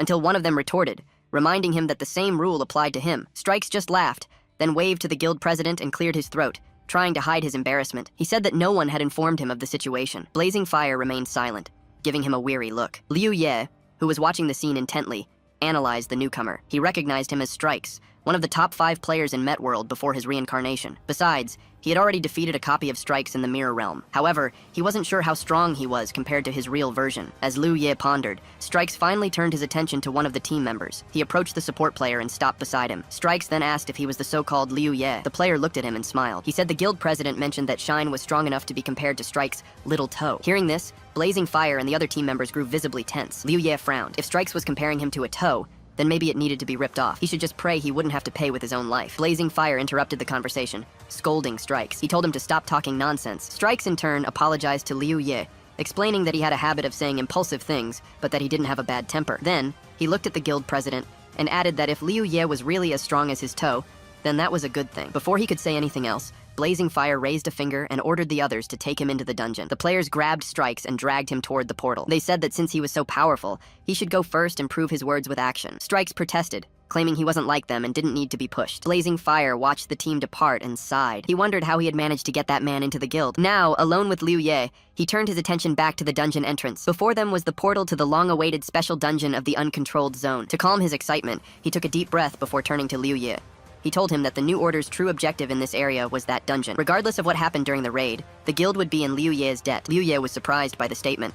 This only heightened his curiosity. What exactly was the guild president seeking inside that special dungeon? Blazing Fire, without taking his eyes off the portal, exuded confidence. After a moment, he took a few steps forward and ordered Liu Ye to follow him. Before entering the dungeon, Liu Ye reflected on his situation. In his past life, he never had the chance to speak directly with the president of the New Order. As a low-level player at the time, all he knew were rumors, stories that described the guild leader as a ruthless man, indifferent to the lives of others. However, after spending a few days under his leadership, Liu Ye began to realize the reality was more complex than he had imagined. For a brief moment, he considered the possibility that they could become friends, but he quickly dismissed the thought. True friendships only formed between those with similar interests, and what he felt now was just a reflection of the temporary pleasure of teamwork. Deep down, he knew that if a conflict arose between him and the New Order, there would be no room for companionship. The only person he could trust was his sister. If circumstances placed them on opposite sides, he would have to accept the guild as an enemy and fight with everything he had to survive. With this resolution in mind, he stepped through the portal. The moment he did, the environment around him changed abruptly. The scene unfolding before him wasn't real. It was a memory recorded in the location. Two figures watched with satisfaction as something moved inside an incubation chamber. The creature had been born successfully. After removing it from the incubator, the scientists confined it to an isolated room to monitor its growth. One of them, excited, commented on the experiment's success, praising the power of technology. The Research Institute's director, pleased with the progress, asked about the brainwashing process applied to the creature. The response wasn't encouraging. All the methods tested so far had only served to irritate it further. Suddenly, without warning, the creature began to move at an alarming speed. Before the scientist could react, the monster shattered the containment glass and charged at the director. In the scattered fragments on the floor, its reflection revealed a terrifying image. In the midst of the chaos, one of the scientists, gravely injured, crawled to a table. With what little strength he had left, he warned the others to stop the creature's escape. The director, filled with dread, made a desperate decision. He shot to his feet and, with a shout full of urgency, declared they needed to destroy it. Then, he slammed a large red button. The scene shifted again, bringing Liu Ye and the rest of the team back to reality. They now stood on a mountaintop before the entrance to the Research Institute. The group paused for a moment, surveying the area. Liu Ye recognized the familiar pattern.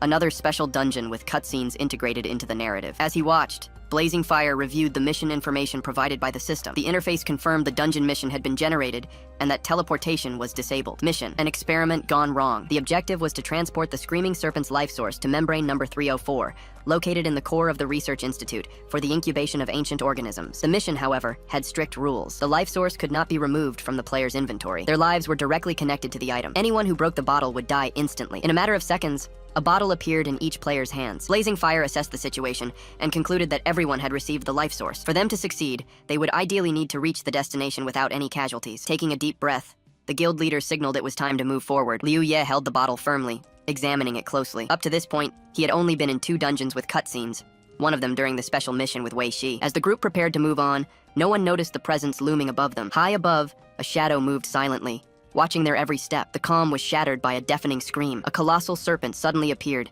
its voice reverberating across the entire mountain. The group spun around immediately, a chill running down their spines as they faced the creature. Blazing Fire reacted quickly, trying to coordinate the players and instructing them to get into combat formation. However, before they could react, the serpent let out a second scream, this time releasing a powerful sound wave. The impact was devastating. Several players dropped to their knees, letting go of their bottles as they clutched their ears in agony. The moment the glass bottles shattered against the ground, their holders' bodies began to dissolve rapidly. The system soon announced the tragic result. 3 team members have died. Observing the scattered fragments on the ground, his gaze hardened. He realized he had just lost 3 bottles. The system notified Liu Ye of the condition that had been imposed on him. Watching the creature closely, he noticed Strikes was already charging towards it. The warrior seemed determined to face the serpent on his own. He ignored all caution. The team, noticing his impulsive move, reacted with concern. After losing 3 members, no one wanted to witness another death. Strikes showed no hesitation and launched himself at the monster with impressive speed. His intention was clear. He wanted to avenge the comrades who had perished. The impact of his strike was powerful. To his surprise, the blade caused no apparent damage to the serpent. Before he could react, the creature opened its massive mouth. In one swift, precise motion, it swallowed him whole. The rest of the team watched the scene in shock. Some had already expected a similar outcome. Others were speechless at how quickly they had lost another member. Showing no further interest in the remaining players, the serpent moved away. It disappeared into the forest. It was then that a detail caught the guild president's attention. The liquid from the deceased player's bottles began to distribute itself among the remaining ones. He quickly understood what this meant. To complete the mission perfectly,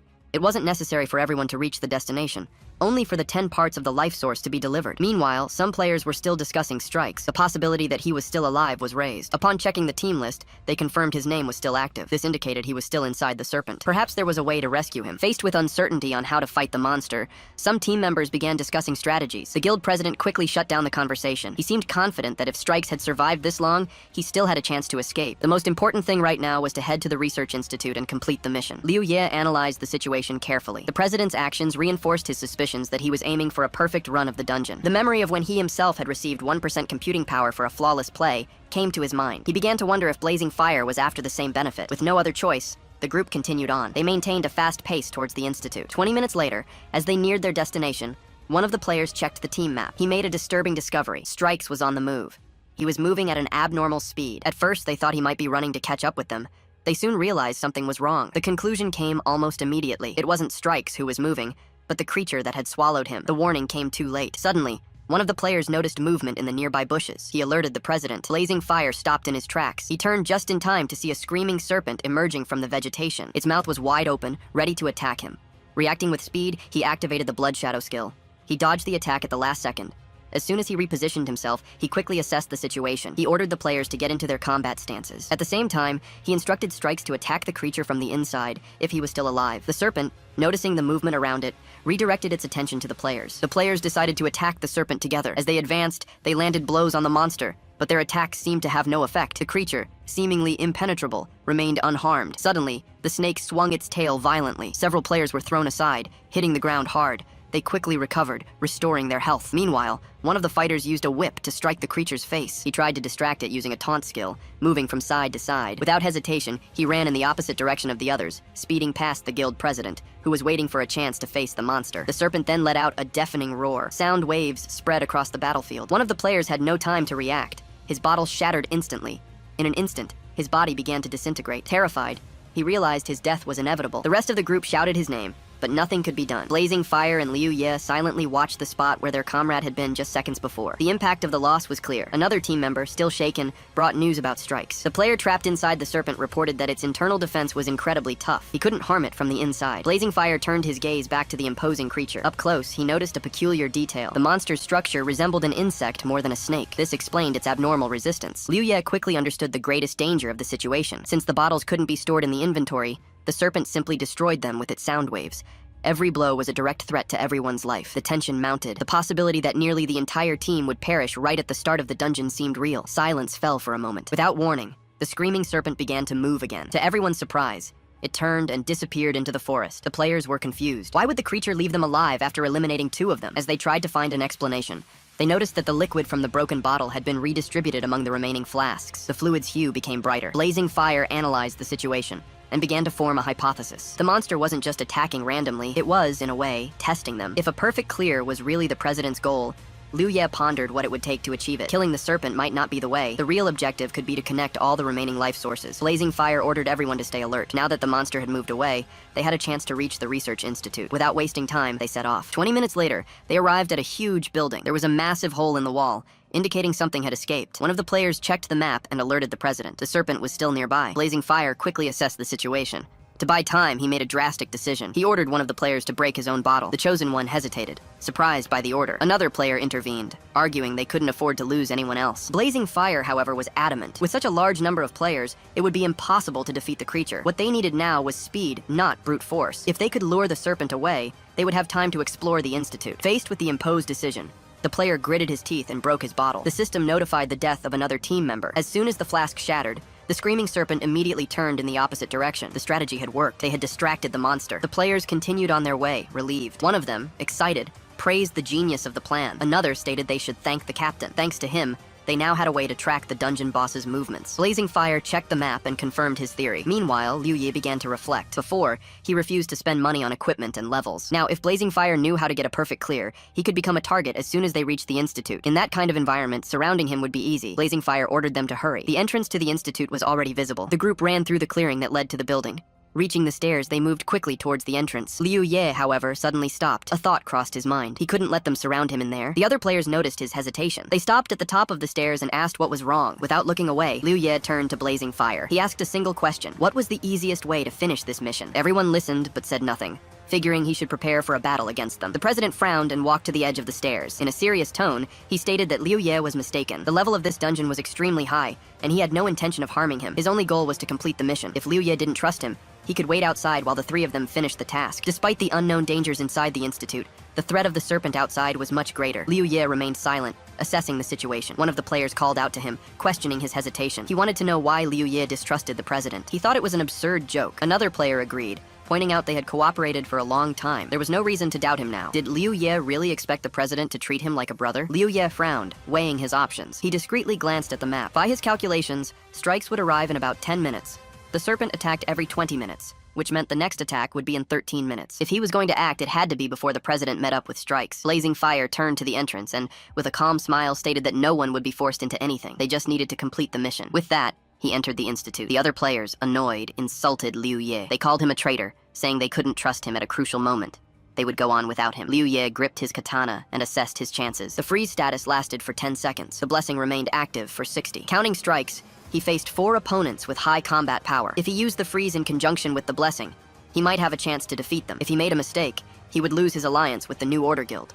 If he hesitated, all his efforts would be wasted. Blazing Fire noticed his indecision and turned around, frowning. The guild members questioned Liu Ye with contempt. Did he really intend to attack them? Forget the alliance. His life was already practically forfeit. They weren't going to dirty their hands killing him. Liu Ye felt the answer was clear. Without further hesitation, he activated the freeze status and the blessing. His strength and speed increased dramatically. In an instant, he shot towards the guild president, who activated his skill. Blazing Fire's body vanished before his eyes. The players shouted, incredulous at Liu Ye's decision. They claimed he was making a grave mistake and wouldn't last long. Before they could react, Liu Ye swung his katana and cut one of the players in half. The victim's body fell to the ground. Before disappearing, the stunned player muttered that it wasn't possible. The system notified him of a teammate's death. Another player charged forward furiously, weaving side to side to try and trick him. Liu Ye waited for the right moment. He tightened his grip on his weapon, lunged forward, and delivered a precise strike. The system again notified him of a team member's death. Liu Ye checked the map. Blazing Fire was still in the same spot. Strikes, however, was getting closer and closer. Liu Ye gathered all his strength and attacked fiercely, shattering a part of the building's side. Debris rained down everywhere. Looking around,